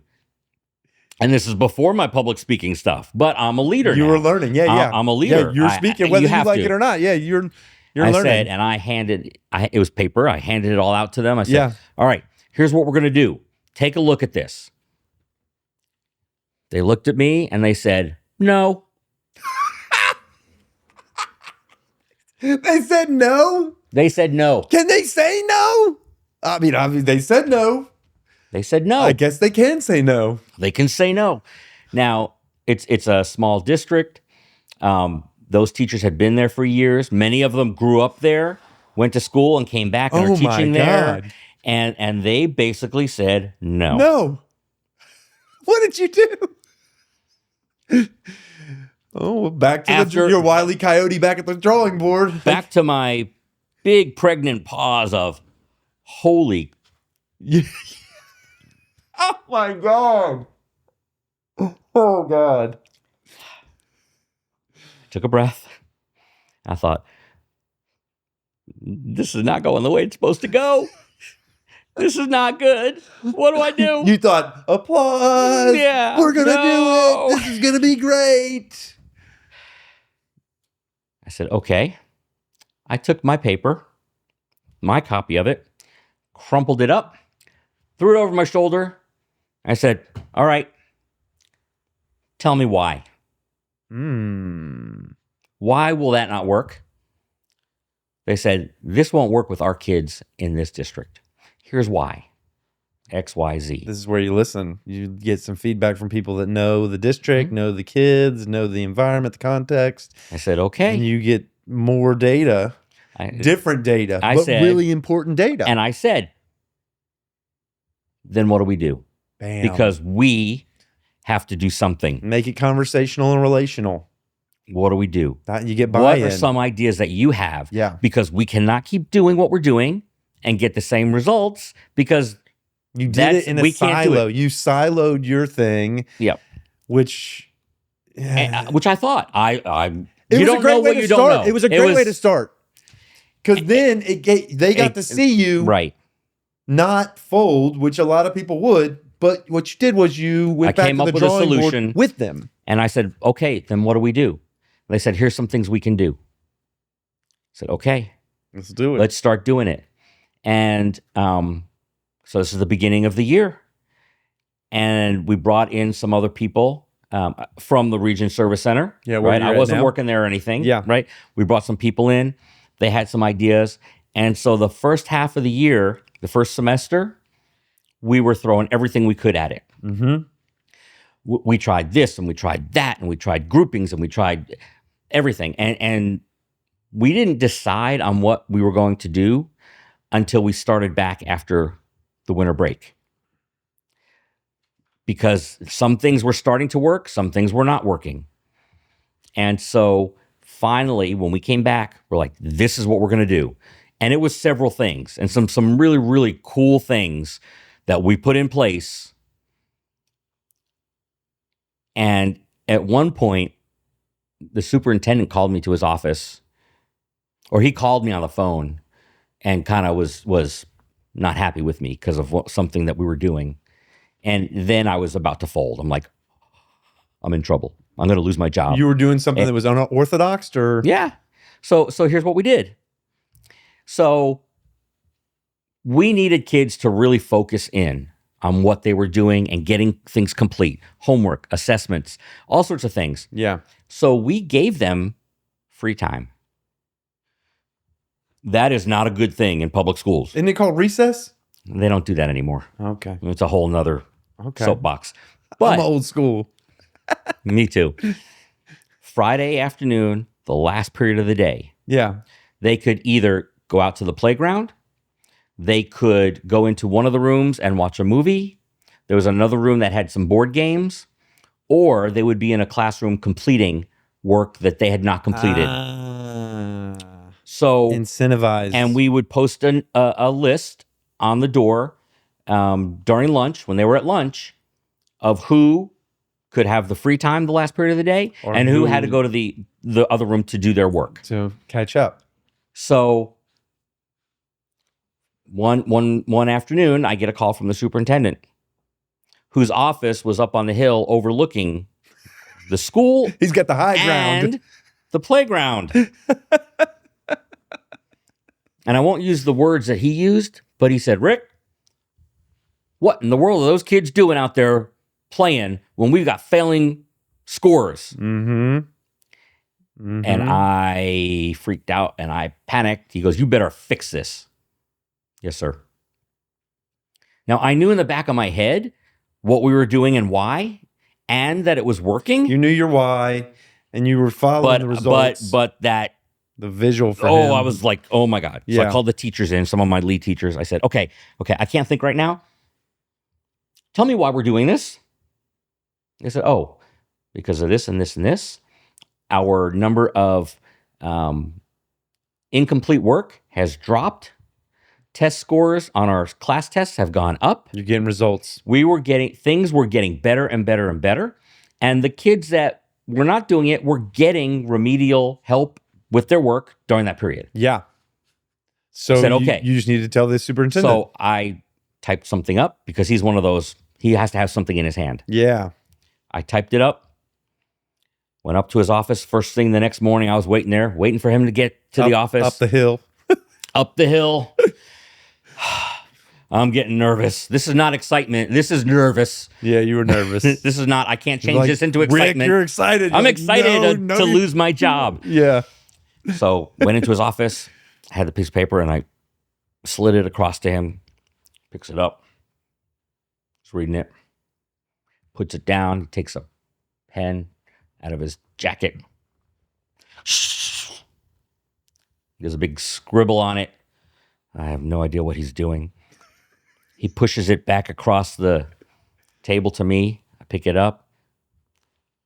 Approved. All right. I thought it was going to say like, good job. Like he's a teacher through and through. He's 100%. Nope. Approved. Because I Nice. gave him our why. The I gave data. him the Yeah. results. I gave him the data. Yeah. But it was, and I don't remember how we got onto all of that, but it was when I was, that principal. We were talking about me as a principal, and I love think working this with is a those story teachers. of public And- speaking because it shows, I imagine when you're up there, do you ever need to pivot oh, sure. when you're doing because you pivoted. You were talking to all those teachers and you were like, hey man, I got a plan. This is what I'm going to teach you. This is how I'm going to teach you. This is how I'm going to give you my why and all that. And they're like, nope, not buying it. Is there ever a time in a public speaking context where you need to do that sort of thing? I mean, obviously you did. You had that. That is the context. Well, and let me to not leave you hanging. We got A's at the end of that year. Ooh. So you turned it around. We turned it around. The teachers did. The teachers did all the work, right? I was just the figurehead. The teachers did all the work. The kids were all the success, but we got A's. Yeah. Which is very rare in 1 year to go from an F to an A. Heck yeah. But we did it. They did it. It was amazing. So do you ever have to pivot in a public speaking and a presentation? Usually not. Probably not on stage, because you're giving, you're there for a reason. Yeah. Sometimes in that context where you had that kind of immediate feedback. Yeah. Now you might, if you allow for questions, somebody, or even if you don't allow when somebody asks a question, right? So Q&A is a very different kind of beast in speaking. Yeah. But if somebody asks a question, you might have to pivot a little bit. And that could take any form. And one of the things that I've learned over my years and years and years of being old is that it's okay to say I don't know. Yeah. If you were to ask me a question, so what about when blah, blah, blah? Phil, that's a great question. I don't know. I don't have an answer for you, but you know what? I'm going to find out. I'll figure it out. Let me get back to you. Make sure you leave me your email address or a phone number or something. Yeah. I don't have the answer. And that's a great question, but I'll find out for you. I don't know, right? But if somebody asks you a question that pivots you a little bit, you can say, great question. Let me talk about that for just a minute. So when you're doing this thing, right? And so you can pivot, you make it brief, and then come back. And then say, so let's get back to this. Yeah. Or say, that is a great question. I want to stay on this topic right now. And at the end, don't let me forget. I want to come back and address that, okay? Because the audience is going to watch how you handle that, and that's going to impact how they feel about you as a person. Sure. And you need to handle that with grace. Right. I mean, because you're the person up there, right? This is it's not necessarily about me, but I'm leading it. You're leading it. It's me trying to affect some change in you. Yeah. Whatever that might be, to present you with information that might change things for you. But they might have a question, an issue, a pivot, right? And it might be worthwhile. To them it is. They brought it up. So to them it means something. To at least one person. Right. Yeah, yeah. So, Phil, you know what? It's a great question. Let me stay on this for now. And then let's get back to that a little bit later. Don't let me forget. Or, you know what? Great question. When we're done, let's meet for just a minute, because I think I've got some stuff that'll be really beneficial to you. Because maybe I've made the decision that this is a you question. It's a one-on-one. It's a one-on-one. Not everybody else. Not helpful to everybody in the room. Yeah. Like, who knows? I can't even think of what it might be, but there might be something we'll talk about that afterwards, right? And it depends. Am I talking to my team? Right? I got 20 people on my team, and you're one of them. It's like, I'm not sure how to present this to the one district that I'm working with, or the one company that I've got to go sell to, or you know what, Phil? Great. Let's talk about that. We've got a one-on-one tomorrow. Make sure we bring that up. Yeah. Make a note of that. Right? We don't have to talk about it in front of everybody. It doesn't pertain to everybody else. Who's the audience for this question? So back to the list of things that are helpful for public speaking. We got the story, the status break, the pause, the anticipation, the repetition, and we went kind of over Q&A a little bit, or like pivots, which it seems like you have a skillful kind of way to either make it short or put it off until another time or a different context. Yeah. What are some other things? We started talking a little bit about the physiology of things. And so what do you do right before you get on stage, right? Yeah. So there's a few things. One, have a bottle of water. Pre-game. So the pre-game, right? Pre-gaming. So these are all things, again, within context, if you can do them. Water. Right? Have a bottle of water. You need to drink some water. Because your mouth might be dry? Your mouth is going to dry. Is right? it? Yeah. You get nervous or you get excited, your mouth is going to get dry. Yeah. And even if it doesn't, that's okay. It's a safety net. So have a bottle of water, right? Either if you are presenting at an event, they'll probably have a bottle of water up on stage for you. Yeah. If not, bring one with you or ask somebody, you've got a bottle of water, right? Easy, no brainer. There is something called box breathing. Oh, yeah. I know about box breathing. So it's simple. So you breathe in slowly for 4, you hold it for 4, breathe out slowly for 4, and hold for 4. Yeah. And do that for a couple of minutes. So you're regulating your breathing. It calms your nerves. It reduces your heart rate. It's just a way, it's like meditation or any of those things that are going to regulate. We're going to regulate our bodies just by breathing, right? And getting out of our head, out of our, oh my God, I'm nervous, excited. Just breathing, just focus on your breath. That's something some people think that's a little, frou-frou. No, it's not. But it's not. It's a we good do that thing in to yoga. do. Sure. They call it samavritti in Sanskrit. Samavritti. It means it's that box breathing. Box breathing. Whether it's 4 or 5, whatever the count is. Yes. Same number in, same number hold, same number out, same number hold. Right. And so it chills you out. It chills you out. The breath is a tool for impacting your emotions and your excitement and intensity. Yeah. Try it. If you just breathe fast, you're gonna ramp up. Ramps up. You're gonna ramp up. You breathe slow. And there's another one for triggering the parasympathetic nervous system. You breathe out longer than you breathe in. And they say breathe in through your nose and out through your mouth. Yeah. That stuff. So all that really stuff, works. It works. Whether you think it's frou-frou or not, breath works. It does. So that's 2 things, right? So bottle of water, breath work. The next thing is, if you can, and if you're comfortable doing it, some sort of physical activity. So some stretching, right? Okay. Like bend down, touch your toes, do some jumping jacks, something that's going to kind of like pump you up, right? And get your blood flowing. And you're not getting yourself excited, but you're doing a physical activity, right? So that you're okay, yeah, I'm ready to go. Right? It's a warm-up. It's warming your body up to be up on stage. I'm sure also regulating your emotions and your intensity of what's going on for you. That's in dialectical behavioral therapy, it's one of the tip skills is doing a physical exercise. It like shocks your body. I don't know if it shocks the right word, but it resets. It brings you into the present moment and you're able to kind of like. Yeah. And it could be anything, right? And if you have a green room where you're waiting for your time or you're backstage or something, you can even just do some trunk twists, something that's just going to kind of limber you up. Yeah. It's just another, it's like breathing. It's just another thing to regulate your body. Yeah. Right. So that's a good one. Another one that works really, really well for people is music.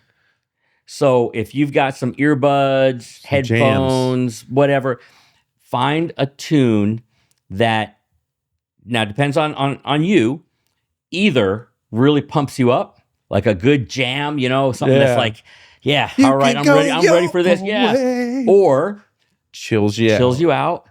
Some meditation type, maybe you're listening to sounds of the sea, right? The noisemaker things, or just a calm instrumental piece of music or something, or maybe there's an inspirational song.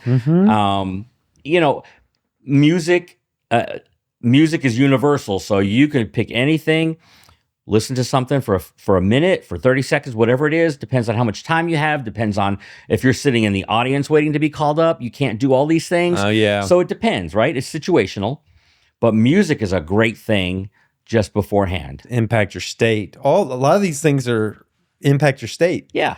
Because music could get you motivated. Oh, I'm psyched up. Think about Rocky. How watching Sylvester Stallone run up those stairs and doing this, take the music away from that. Yeah. Or put some other music, it's very different. It would be very different. Music impacts our state Yeah. Breathing impacts our state. Movement impacts our state. So you're wanting to kind of align those with how you best perform as a speaker. Right. Like if you need to be excited and invigorated, then you might listen to a different type of music or do different type of movement. Yeah. Or different type of breath. Yeah. So here's another one. Meet the audience. Meet the audience. Go as they're coming in, go shake some hands. Kiss some babies. Go kiss some babies. Say, hey, I'm Rick. Nice to meet you. I'm gonna do some. That's all. Just, hey, thanks for coming. Hey, thanks for being here. Looking forward to whatever. Just a quick, how you doing? Just talk to them. Somebody might say, hey, I'm really looking forward to hearing you. I'm like, great. Anything in particular you're hoping to hear? Right? You may have a conversation and be like, yeah, I've heard a lot about like using a pause. Like, I'm going to address that. What's your name? About that. Phil? Yeah. All right, Phil. I'm going to hit using a pause. So hopefully you get something out of it. Thanks for being here. Yeah. Right? So then you meet a few people. If it helps take your mind off of being up on stage. It now makes it a conversation. Yeah. I'm going to have a conversation with Phil about the pause. Yes. Now, when I get to that, I'm like, so let's talk about something else. I was talking to one of your members out here, Phil, and I asked him, what's one of the things he was looking for? And he talked about the pause. So let me tell you about what the pause does for you in public speaking. Oh my gosh, I just brought Phil into my conversation. Yeah. Some of those people know Phil.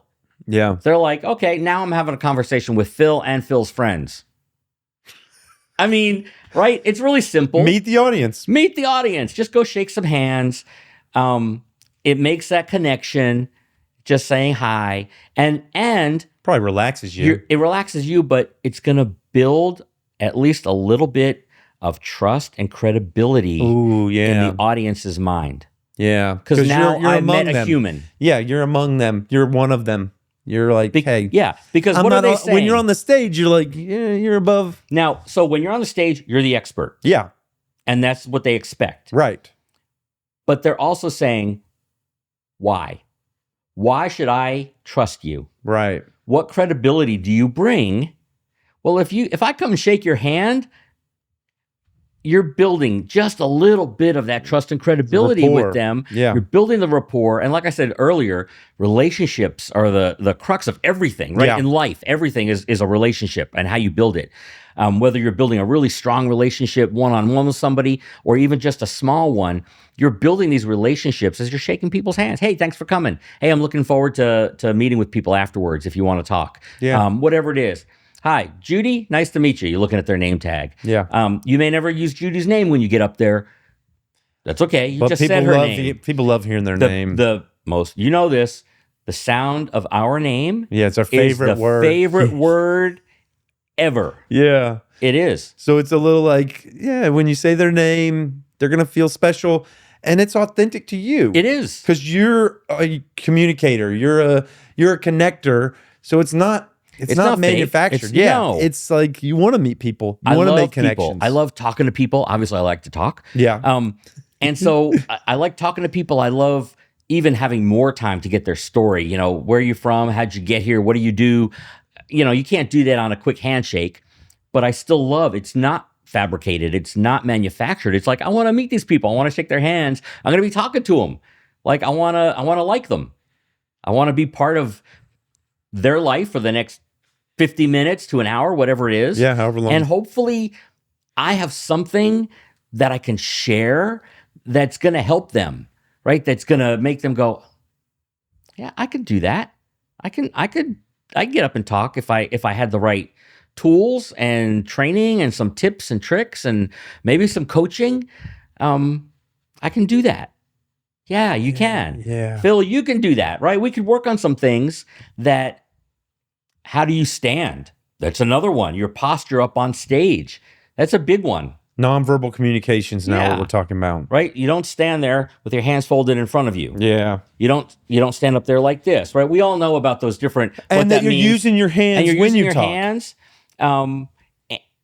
palms up, open. Open. Um, Down. you don't want your hands in your pockets. There's all these little things but they're big if you don't know about them or you don't do them.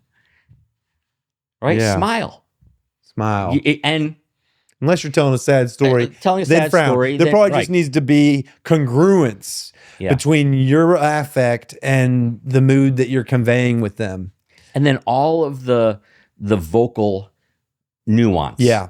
The pause is a vocal nuance, right? Yeah, when you ask a question, you go up at the end. Right. How was your day? You know, there's these small things. So, upspeak. Have you ever heard the term upspeak? What's that? So that means every time somebody says something, They go. it doesn't matter like what they're saying. And so once I was driving in my dad's station wagon. It sounds like they're always asking a question. It is pervasive. I know people that do that. It's pervasive. I'm not going to name you. I love you. And one of the guys that I've worked with, he was an upspeaker. He was an upspeaker, and he did it very frequently. But he was a great student. I'll use that. Yeah. Great client. He learns quickly. He would you tell him something, and he would work it and done, gone. How you say something matters. The tone matters. But the upspeak is a huge thing. And listen to people when they're talking. There's a lot of upspeak that goes on. How you say something really matters. What you do matters. Is it a question? I made it a question. Right. It's like your tone can really change what you're saying, right? And how it's really powerful. So upspeak is a big one. Volume. Fluctuate it. Listen. Oh, draw them in. Let me tell you. Come into me. Yeah. God, this one time, it was the most incredible thing. So I went soft and I rose the pitch. Right. So you want people kind of lean in, guys. This is what you've been waiting for. Yeah. I mean, I got to tell you a secret. Right. Yeah. Yeah. So you change the pitch, you change the volume. You can even change how fast you speak. Mm-hmm. So, oh my God. So I was driving, we were in the back seat of my dad's station wagon, and we were driving, we were going down the road. He was going like 200 miles an hour. We couldn't believe it. And my brothers and I were hanging on. We were going, right. So you speed it up, slow it down. They're going to emotionally follow along. They're going to start to feel anxious. These are all and things then woof. That we know inherently. These are things that we know, that happen, that we hear, or that we do. But if we're speaking, we don't necessarily use them because we're not trained. We're not trained. We don't practice. We don't have a coach saying, let's work on some things so that when you get up in front of these people, that it's the most impactful for what you're trying to do. Yeah. The tools in the toolbox. And how we deliver and how we say. And I'm still learning. I'm reading books. I'm watching speeches. I'm watching presentations. I have a business coach. I'm still learning. Who you reading? Who's your? Who do you like? From man, so it's speech books. It's communication books. Mm-hmm. I will tell you, without getting political. So don't go politics on me here, but one of the best books that I have read recently, and I can't remember his name. You're not about to say The Art of the Deal, are you? No. The speechwriter for Barack Obama. Really? And he doesn't talk politics in the book. He talks about speech and structure and communication and all of the things how those speeches came about and how Obama would take parts of it or change it, and how he had to learn how to make speeches work for Obama. And and so for his voice, for his message, for his all the style, things. yeah. And so it was a great book on those skills. And then another one I just finished was Talk Like TED, and it was about a guy that followed and studied these different TED Talks. Yeah. And he interviewed them and how they work and what the mechanics were behind them. And it was just a great book on that type of thing. So I like kind of how do I get better at my own speaking? And how do I get better at coaching somebody at speaking, right? I can't stay static. I can't just like, this is how I coach and this is it. Lifelong learning, baby. Man, like I want to keep learning. Yeah. So can we pivot for a minute? Heck yeah. So I did this TEDx talk, and it was data and education. Mm-hmm. I have another one that I want to give. Ooh. And it ties into a lot of this stuff. TEDx? Mm-hmm. Okay. So we've talked about public speaking as one of the number one fears in general of people, right? It's a fear. No contest. We also spoke about the fact that if you become a better communicator and a better speaker, it enhances your life. Right. I can negotiate better salaries, and it's not about the art of negotiation. It's just communication. Yeah. Right. There's ways to negotiate. That's a whole nother thing. I don't do. Yeah. Yeah. But you communicate, your relationships are better, your stature within a company can improve, can get better, you can get promotions. I've got one gentleman I'm working with who just, brilliant guy, knows his stuff. He wants to be the go-to guy, but his speaking is not where it needs to be so that people look at him as he's the man, he's the guy, right? So if speaking is a fear, top fear, right? Speaking better will improve our lives, right? Why do we not teach this in our public schools? We don't? Nope. We have debate club. Yeah, we have debate. We have it's a type of speaking. It's a type of speaking. We have possibly a speech class, maybe. But debate, there's a bunch of types of, there's different types of debate. debate. But I guess it's a club. Yep, it's a club. Because there are like, aren't there? Yeah, I don't know. So you would know more than I. So they don't have it. If you're in debate club, you want to be there. Not, the whole school is not in debate. That's right. Yeah. I don't know about now. And the whole school would benefit from learning public speaking. If you were in your English class and they said, okay, you're going to read a book and you're going to present to the class, right? We had to do that growing up. You had to do a presentation. You got to do presentations. Yeah, I did that. Right? Did anybody the night before teach you? Well, okay. Me too. Me too. Don't ask me about fruit flies in a science project, but did anybody teach you and your class how to present? Yeah, no. How to speak to your classmates, how to speak in front of an audience. All these tools. No. None of this, right? We don't provide this for our kids. And what a disservice. We don't have to have a public speaking class. I don't think that's the route to go. But we could have a communication class, I think. What if we embedded this in our English classes, in our science classes, in any class? What if we embedded it? Read a book, you're going to do a presentation. We're going to spend one period talking about public speaking and presentation. So what if we did that in English, in science, and have the audience check off when they did one of these tools? So, they started with a story, check. Or give them a bingo card or whatever. They did a pause, check. And why are we not providing some of this to our kids? If we want to prepare them for life after high school. Heck yeah. So in Texas, it's CCMR, college, career, or military readiness. We want to get our kids prepared for life after high school, right? Are they prepared to go to college? Are they prepared for a career? Or are they going into the military?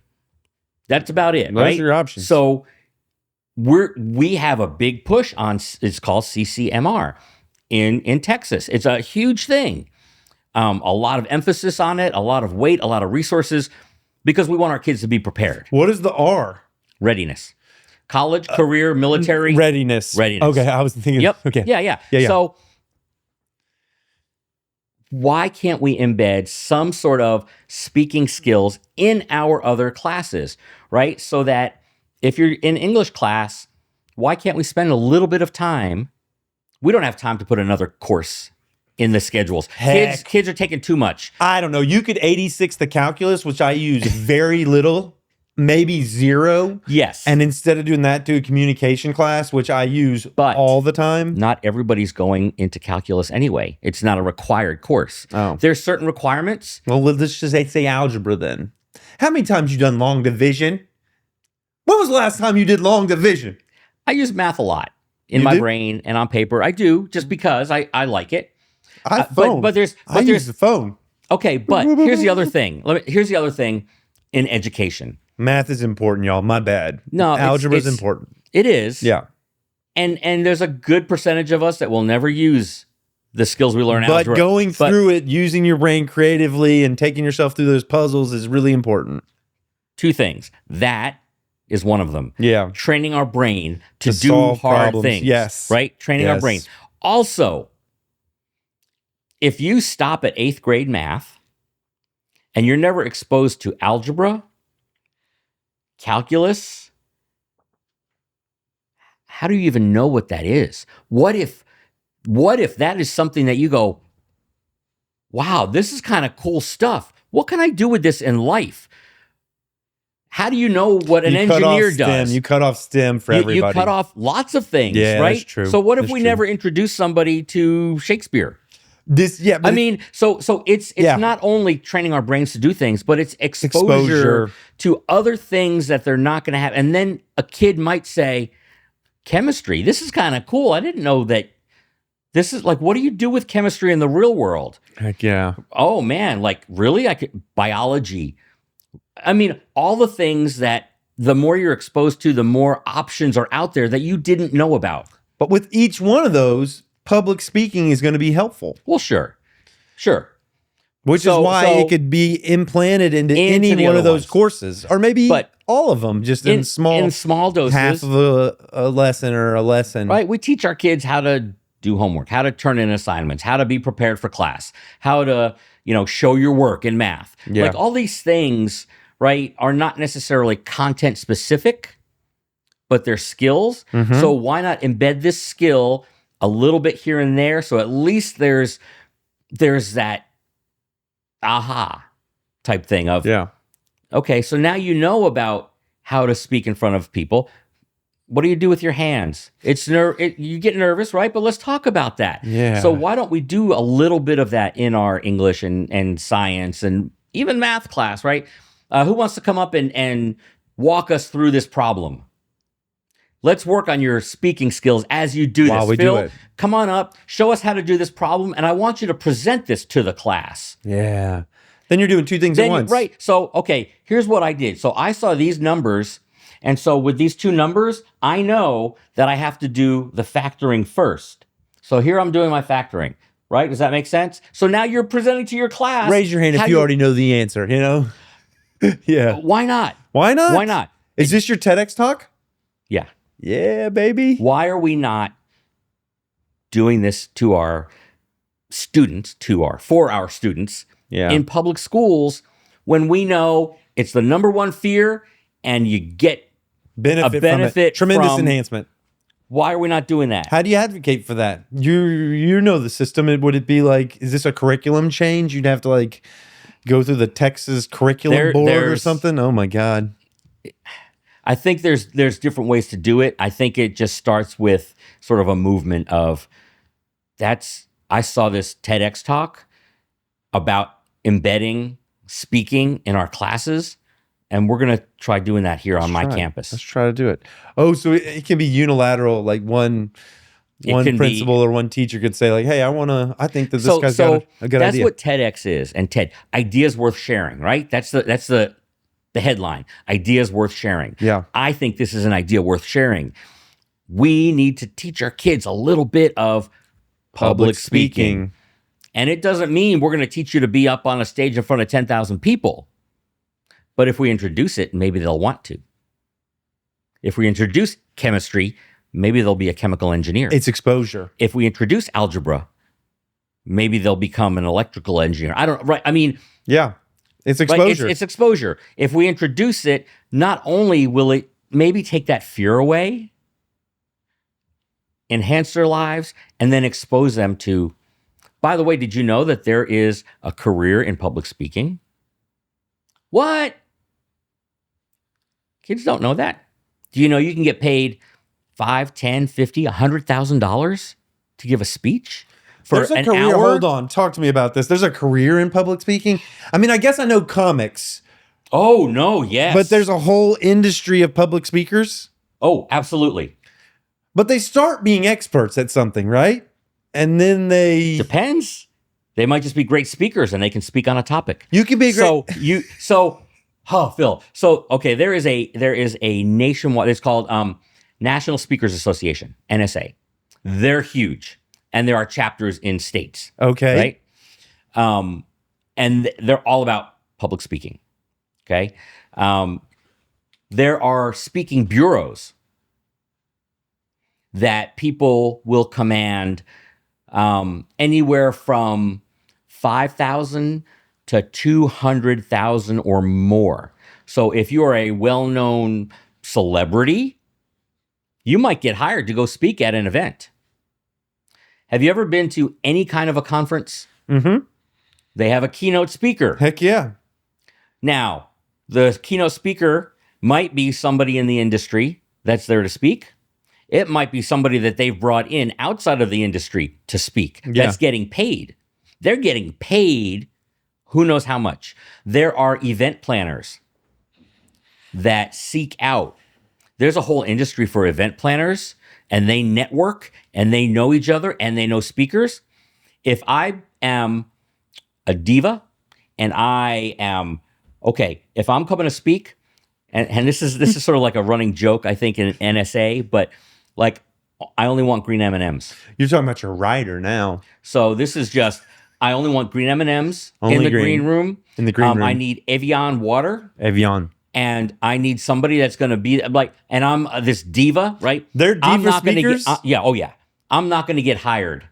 And the event planners, if I am, they're going to talk, and I will not be on the list. You can't If be a I am diva. there to make the event planner look like a rock star, They're going to like you. they're going to like me. If I get there early, if I show up with the things, if I don't have a last minute, hey, can you also put my brochure on every table for the 1,000 people that are here? No.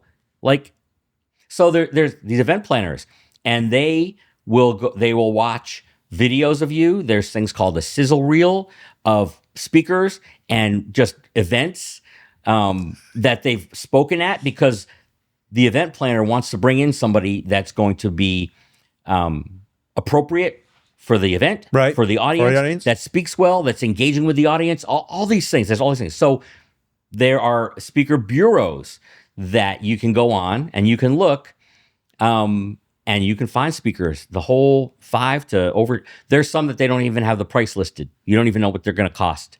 If you have to ask, it's too expensive for you. If you have to ask, maybe you can afford that, and it's okay. If you want to bring Oprah, and she's part of this particular bureau, Oh my God. She's probably real expensive. so, but there are others that are not Oprah yeah. they're making a career out of speaking. And that's what you're doing. Some of it.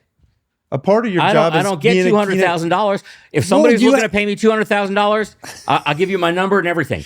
We're going to put all his information in the description, but that's a journey for you. Yes. Of, continuing to improve, continuing to develop. Right. This will be your second TEDx talk. You're doing the keynotes.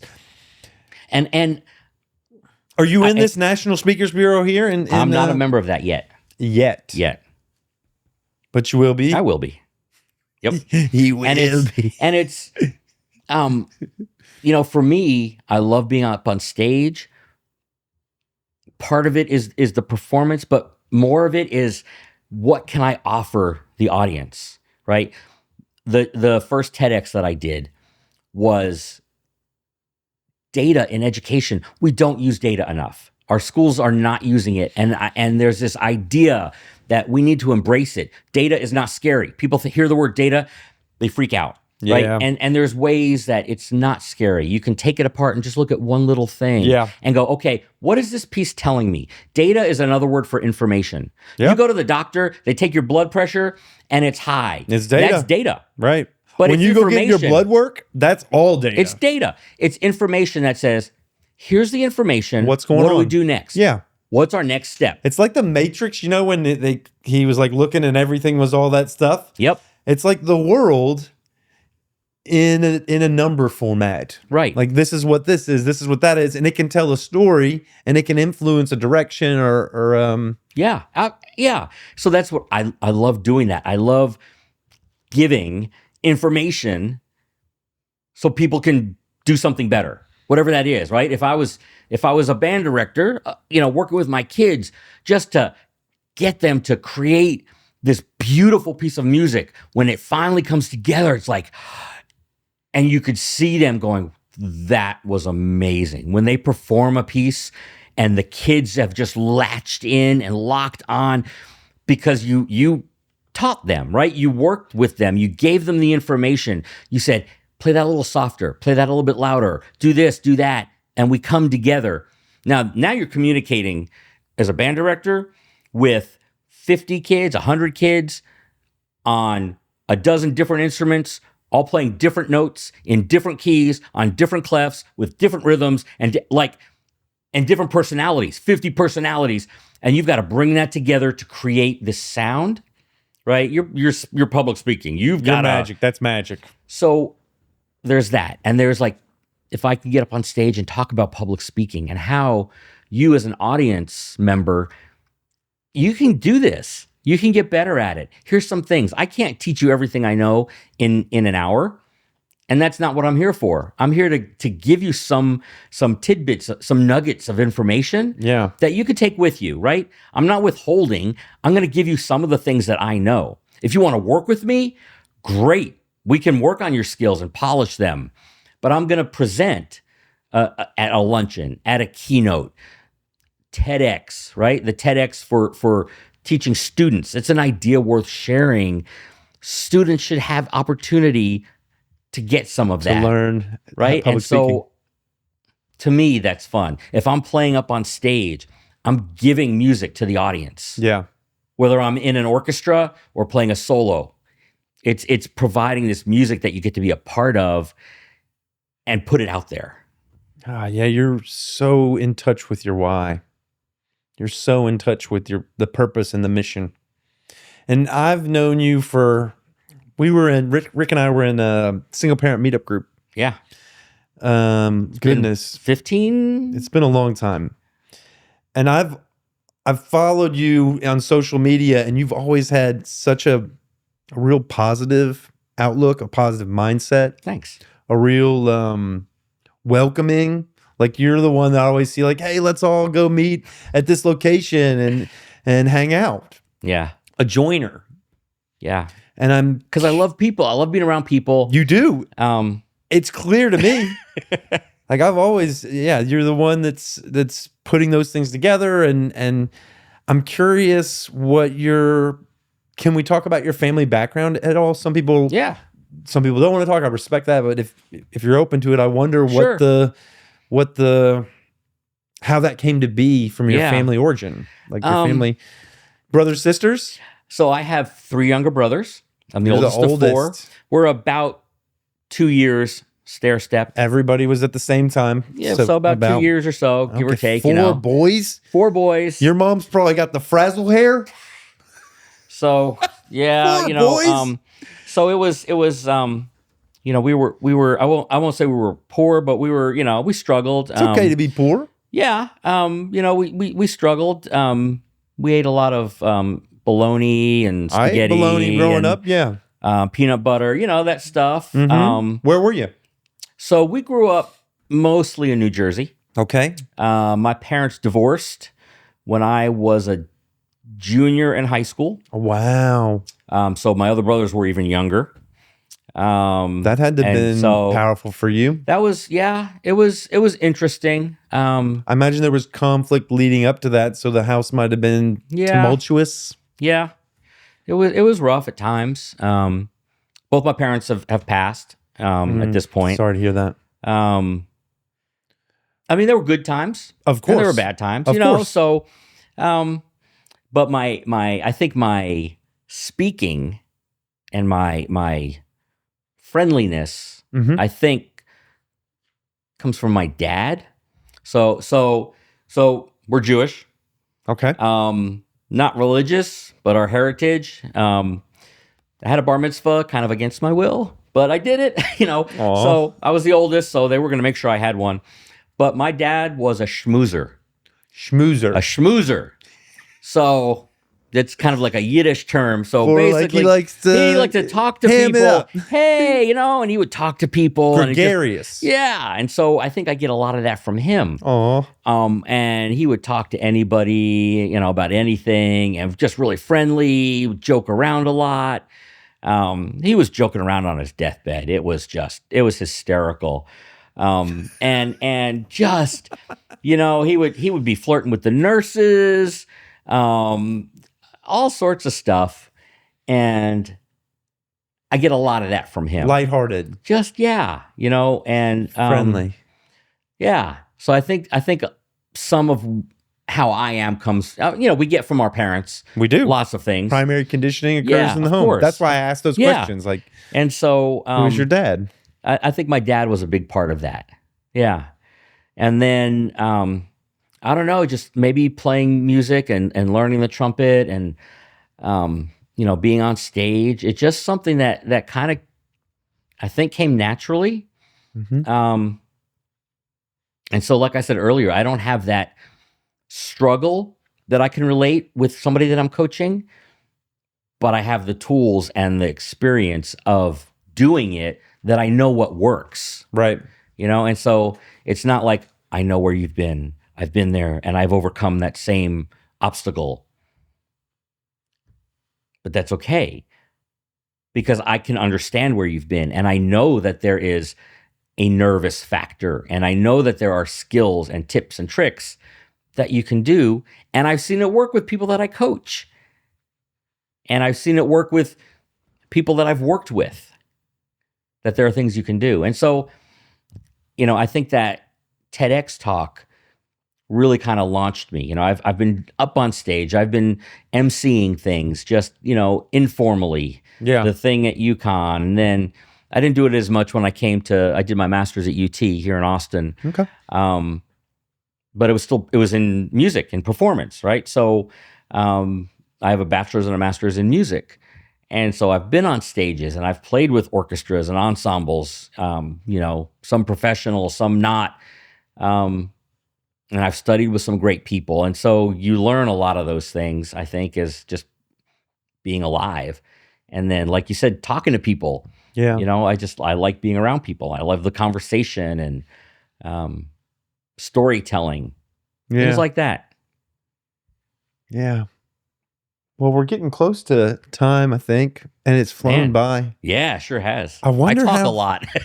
Yeah, you're great. I wonder how I could have an experience of public speaking. What if someone wanted to find an opportunity, such as myself, to public speak? How would one do that? Yeah, it's tough. I think there's probably a couple of different avenues. There is the you mentioned it earlier, and now it just went out of my head. Toastmasters. Yeah. Yeah. I've done some Toastmasters. It's a little bit different. It's a club kind of a thing, and you go and you do a presentation, and they critique you and give you, certain people watch for different things. How many filler words do you have? Your ums. Right? Ums and ahs and so's, and there's a way to get around that as well. There's a trick to it. The pause really is how you get rid of that. Yeah. And well, I'm not public speaking. I am. I wasn't critiquing you. And it was perfect. Yeah, it was, and that was not perfect. That was not intentional. So Toastmasters is a way to do it.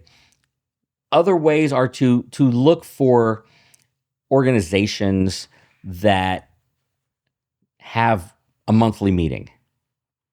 And it could be there's all sorts of nonprofit organizations, Rotary clubs, things like that, where if you have something that you're passionate about that you think would benefit people in general, or even a specific organization, then you can look for those and then you reach out to them.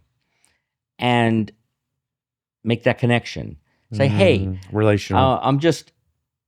I'm really passionate about nonprofits. Yeah. And how nonprofits in healthcare really affect XYZ. Are you ever looking for somebody to come and speak at your meetings about that? Because I would love an opportunity to come and talk about that. Yeah. Just reach out, right? You're just saying, hey, this is what I would love to talk about, right? Would y'all like to hear about it? If you ever want to hear about would there that? ever be an interest in that? And Organizations. it might be free, it might be paid, right? It depends. It depends. I'm probably looking to do it for free. I mean, which is great, right? You know, I don't want anything from anybody other than the opportunity to do it. Right. So find something that you're passionate about, that you have some knowledge about. Where does that fit in the world? Yeah. So, maybe for you, it would be something around podcasting. Can we talk about it a little bit? Sure. Yeah. What would be something that you think you could go out and talk to people about that would provide a change Value. or an impetus for them to do something? Man, I want to be the best person I can be. Okay. And I want to showcase that journey to folks, to give them a roadmap to it. That's what the show is. Okay. I invite people on that are mentors that have a skill or a quality that I would like to learn or embody or be inspired by. And Okay. I just want to be the best person I can be in mind, body, and spirit. The show's kind of about mind, body, and spirit. So it's at the end of the day, I just want to be the best Philip I can be. And I want to inspire people that watch this to be the best X, insert your name here, that they can be. So where did that start? How did that come about? For me, man, I'm a seeker because I had a pretty challenging childhood. I'm neurodivergent, and I had just a lot of struggles figuring out how to fit in and a lot of thoughts of not being able to fit in. Okay. And I think that's a good question. Where did it start? I want to be the best dad I can be for my daughters. I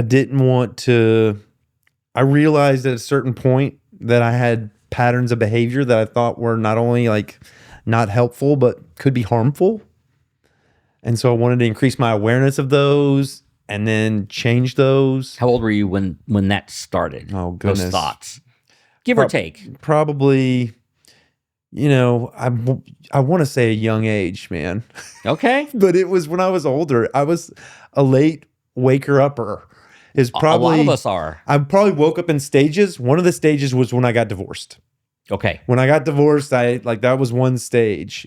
It's kind of like Maslow's hierarchy of needs. Yes. Like as I got more resources and could develop and dedicate time and attention towards areas, I noticed a ton of opportunities for growth in those areas. Yeah. So once I had enough food to eat, then I would be like, oh, okay, well, how are you communicating? How's your fitness? How's your parenting?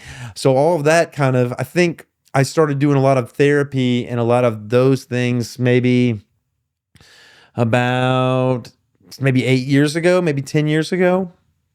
So I'm 48 now, so probably around 30. Okay. 36, 38, somewhere around there. So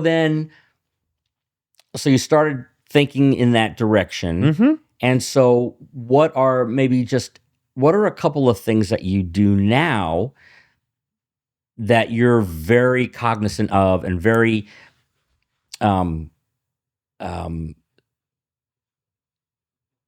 specific about, intentional about, to become the best Phil that you can be? Oh, yeah. What are a couple of things that you do? What are some of those? I couple movement, which is medicine, with community because I love people. And I think it's important to be around people that have shared values and shared goals. And if I pair my fitness lifestyle with community, then both of those things are enriched. Both of those things have more excitement. Well, because you ride, I ride bicycles, bikes. Yep, right? I ride bikes. And you swim. I do some swimming. So I've seen those things. I work out with the guys at the gym. Okay. With a group that I work out with pretty much 4 days a week. Okay. And so community. And then I think a mindfulness practice has been really important to me, which is like a present moment. Like I try to give my attention to this right here, to be really present. And that, for some people, for you, that might have been something that was natural. For some people it is. But for me, I was locked into patterns. I was locked into just like default things and the past and the future and, either being anxious or ashamed or whatever, guilt, all those things. So it took a dedication to mindfulness, to present moment, to being here now. So that's something that's been really important. Okay. So going back to how do you get to present, right? Right. So could you, and maybe you've thought about this, but maybe not, could you envision a presentation, a speech of some sort that you could impart your wisdom, your knowledge, your experience to affect change in an audience? Could you envision, and you may not have written the speech yet, or maybe there's one already in your head, but could you envision a time where you could get up in front of people and present those types of things, right? Maybe even expand it, but to an audience, give them something that they could say, wow, yeah, I feel you, Phil. Yeah. And that I can do that one thing. Could you imagine something like that? Yeah, I could. Yeah, I think it's an extension of this, only you're the one interviewing yourself almost. I'm almost collecting all the people I've spoken to that have enriched my life and then sharing the outcome of that. That's kind of what it would be. Okay. It would be like, what happens when you find a ton of mentors of a bunch of diverse domain knowledges and then kind of let them influence you? Yeah. Like I'm the result of that. So now you have to really start like digging deep into all of that. And then you have to figure out who would be interested in hearing that. Yeah. Right? I mean, I'm guessing you would say everyone. Well, it's probably going to be self-help minded people, right? Right. Self-help. It's good for everybody. It is good. But who would be interested? What organizations are out there? What organizations? Maybe it's a Chamber of Commerce. They've got a diverse membership group. Maybe it's a Rotary Club. Ooh, I didn't think of that. Maybe it's a VFW. Maybe, start Googling ChatGPT. Get on there and go, here is I don't know if you use AI or not, but how can you not? Right? And so you can put in a prompt that says, it will spit out here's what I want to talk about. Yeah. And put in as much information. What organizations might be interested in hearing about this? Yeah. And it'll go, here you go. That's right. And then you can then narrow down that question some more, going, okay, what about, let me change it up, because it's going to give you some things you go, well, that's not really what I'm looking for. Let me give you more specifics, right? And just go through AI, whichever one you use, right? It's not the end all be all, but it's a great tool. You're giving me some homework now, which I like. I like when the mentors and folks come on here give me homework. I love it. I love it. Yeah. So part of it is develop the speech. At least the concept. You don't have to have the whole speech down and ready to go. When you develop a concept, is there like a framework you use? No. I am I think I'm undiagnosed ADD. No way. Probably, are you kidding me? Probably. I think most of us are. Everybody who sits in that chair says that. Well, this almost everybody. I tend to attract. I don't know if there's a sample bias with people that are willing to come into my home and talk on camera, but well, so like if I have an idea or a concept, I'll throw it in ChatGPT, or I'll write myself some notes, or I'll you'll do work a with the robot, and just because I've kind of got my framework now, right, of this public speaking, right? You've developed that concept, right? But for me, it would be the why. Maybe I dig into my why and the why and my purpose. And then maybe think, what do I want them to walk away with? That'd be a good. I think it's just little mind exercises. Yeah. If I was at this event, listening to this person, what would I want to walk away with? Mm-hmm. And then almost reverse engineer it. Yes. I want them to walk away thinking it'd be helpful for me to invest in practices. Blah blah blah blah blah. Right. So mine is public speaking. Yeah. Right. And that's huge. That's huge, right? It is. So I can then take that. And so, for instance, this luncheon, there's a specific need that when I spoke to the executive director, I had a conversation. I said, let's talk, because I want to know what's going to be best for your membership. How can I provide something valuable to them? Yeah. And she would say, they want to be more comfortable in speaking with not only their customers, but vendors that they work with and internal colleagues. And so having communication skills, and a big part of that is networking. So when they have networking events, a lot of people don't do it well. They're like, they just stand in the corner, or they talk to the people that they know. Yep. And how do you make that better, not only for the individuals, but for the membership and for the organization as a whole? Because the organization is built on networking. Like, I don't do that, but I know somebody else that does. So it's servant-led. Yeah. How do you add value to these people? Right. How do you add value to the organization? It's servant leadership or servant. So for yours, it's what could you provide? What's the overarching? What's the one big thing?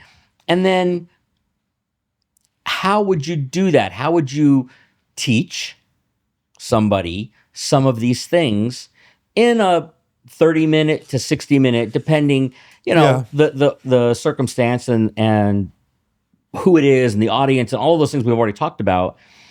And then who would benefit from that? And then how do you go about saying, okay, I want to talk about mindfulness, right, as part of this bigger picture, and how it's impacted me, what I've learned along the way in the past 8, 10, 12 years, what I've learned from some of the people that I've interviewed. I've interviewed so many people on my podcast. And let me tell you about a couple of the people that I spoke with that really impacted how I thought about mindfulness. Yeah. I talked to this one woman who... You get into the story. And then you get into the story. And how I met her was... And I asked her if she'd be willing to come on my podcast. And that podcast was one of the best ones I've ever done. And it did not go in the direction I thought it was going to go. Yeah. Right. And so you tell the story about what this is. But at the end, what is it that they can take away from this story? And it had to do with mindfulness, where we were talking and I just went, wow, that's the nugget right there. Yeah, the nugget is... And now you talking to your try audience. Mindfulness, or... whatever, These right? are some avenues to find mindfulness, or... And I never thought about it that way. And wow, that makes so much sense. And I encourage you, if you would like to think about mindfulness, because it will do this and this and this for you, try this one thing for the next week. Yeah, give them see what it does. Just a takeaway, right? And so you need to find... what is the thing that you're going to be so comfortable and passionate about? That you can give, you can just give away freely to people. Yeah. Even if you get paid, you're still giving away the information, the knowledge, the experience, the skills. Yeah. Right? To the audience. And what can they take away and do with it? And then look for places that, and then we'll work together and we'll get you polished up for wherever you're going to do this. Oh man, that'd be fun. It would be so cool. I think it'd be cool too. Rick, is there anything you want to share as we kind of start to land this plane? Anything that hasn't been said that you think is important to share about public speaking or who you are? I think probably two things. One is, like we talked about earlier, just to reiterate that public speaking is a skill. Mm-hmm. There's an art to it, but even artists practice, right? And you learn a skill, and you can learn multiple skills in public speaking, and that it's not necessarily a plug for me, but for people to get a coach, right? It doesn't have to be me. Yeah. Get somebody that if you need to do this and you have difficulty with it, Yeah. you can get better. You Yeah. can learn the skills, you can learn the tips and the tricks, and and you can have fun. You can get up in front of a group of people and enjoy talking to them. Yeah. Right? It's hard to do on your own. And when you get somebody outside that can watch you and say, hey, your golf swing's a little bit off. Move your elbow up just a little bit. You don't see your elbow, but your coach does. Yeah. And your coach can say, man, you've hit this 99 out of 100 times perfectly. Let's fix that one time. Right? So a coach is just really, really gonna be that thing for you that's gonna help. Yeah. Right? Or you'll stay where you are, and it's a nuisance, and you don't like it, and you're scared, and you sweat, and it's terrible. Yeah. And you can work on things. You can find everything that I've talked about. Like, you can find all this information online. You can read books. You can do that. But to get somebody to help you, I think, is really key in getting better. Like at anything. Developing. Yeah. Yeah. Yeah. What was the second thing? What was the second thing? Sometimes when people ask me, I make up the number first, and then I like, I'm not sure of the number. I'm like, I got 3 things to say about that.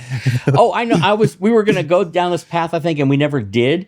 But talking, and I know we're pretty much out of time, but talking about neurodivergent. Oh yeah. My son is on the spectrum. Yeah. And what I would call high functioning. Mm-hmm. Although sometimes people say that term is like not good because it limits, but he's very high functioning. Yeah. But I've learned a lot of communication by having an autistic son, because you have to learn his communication style. Yes. So that I know I'm able to communicate to him. Yeah. He's verbal. He's like, if you met him, he's kind of quirky, right? It's not anything where he's unable to understand or speak or any of those things.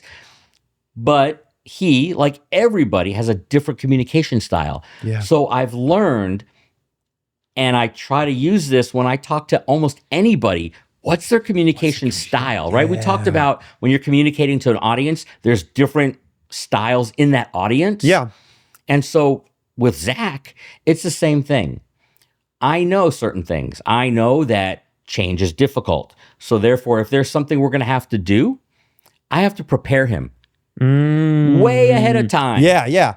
Hey, next week, Doesn't like surprises. we're going to go wherever. Yeah. And even, let's say it's the doctor. And he might be, nope, not going. They're going to have to take blood, and I'm not doing it. Okay.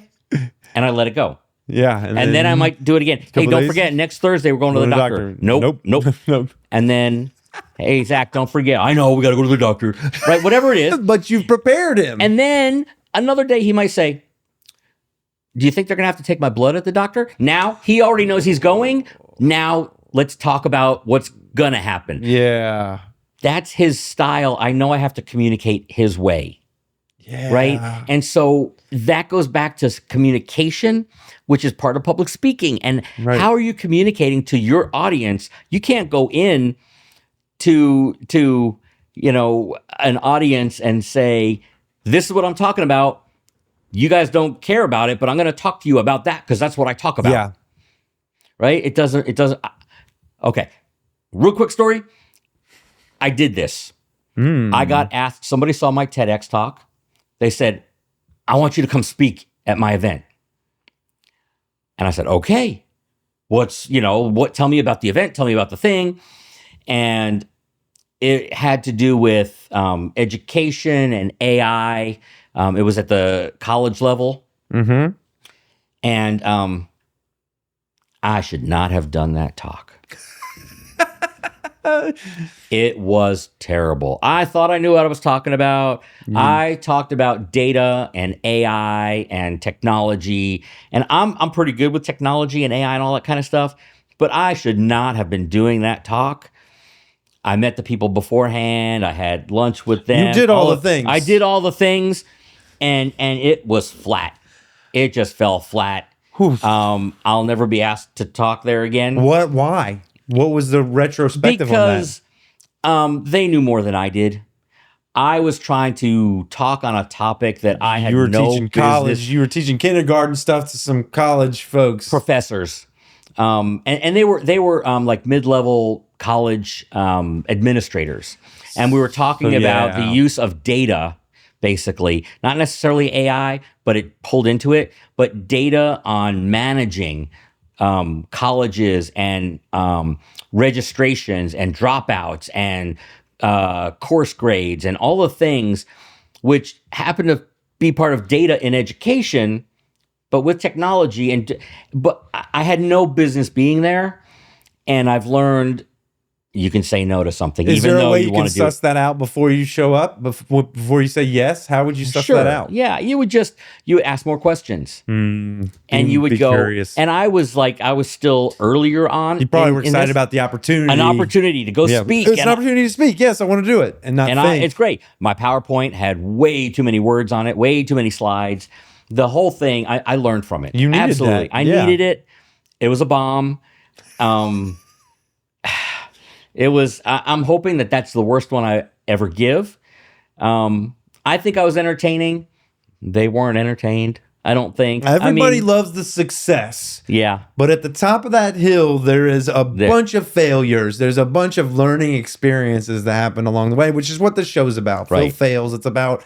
Well, I failed. You failed. Phil, I failed at that one. And you learned a ton. And I learned. And you learn your communication. Again, so going back to my son, how do I communicate with him? How do I communicate with an audience? Yes. And then what am I presenting to that audience? I should not have been presenting to that audience. Do they need this information? Is this going to be helpful for them? They liked me. The person that hired me liked me as a speaker, thought I was engaging and energetic and well-spoken, all the things like, oh, this guy would be great on stage. Yeah.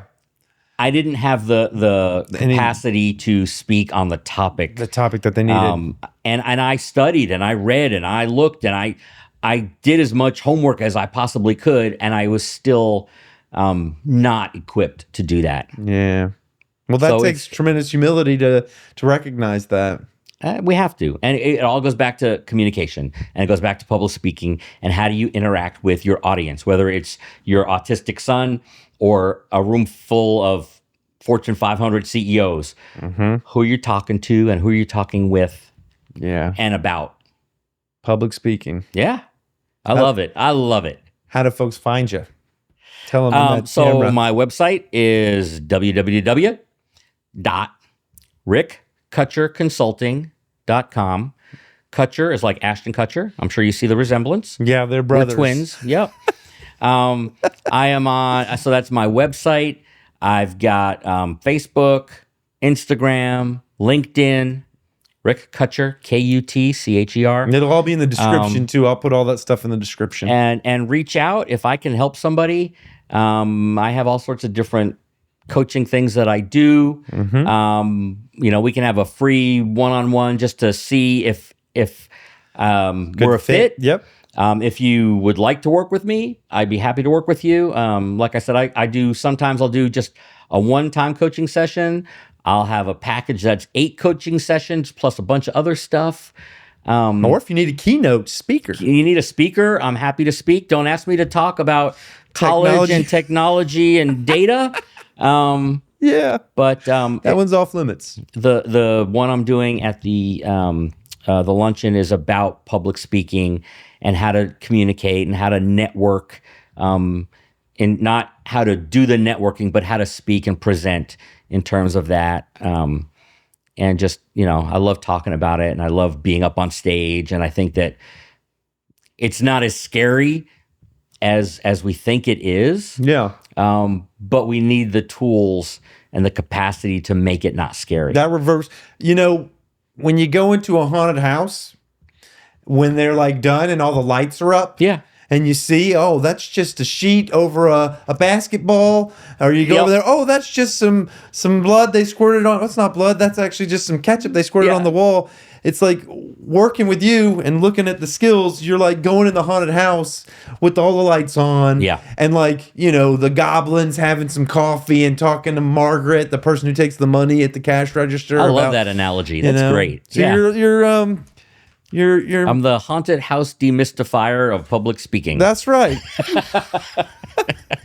This has been Phil Phails at Public Speaking with Rick Kutcher. I am so happy and I feel a lot of gratitude and appreciation for this time we spent together. Thank you. Man, this has been great. I've loved it. I mean, I watch your shows and it's been great talking with you and just, back and forth and getting to reconnect a little bit. Heck yeah. So thank you for having me. Yeah, and I intend to continue this discussion, and one day, hopefully, we'll get this guy on a stage. Absolutely. And try public speaking. Yeah. Hopefully, I remember to put on my pants. And don't picture the audience naked. Thank you guys for watching. You want to wave at everybody? Peace, y'all. Thanks, y'all. That's it. Heck yeah. Yeah. You can just swivel this out. That was awesome, dude. Is it good? You're a great speaker. I mean, duh.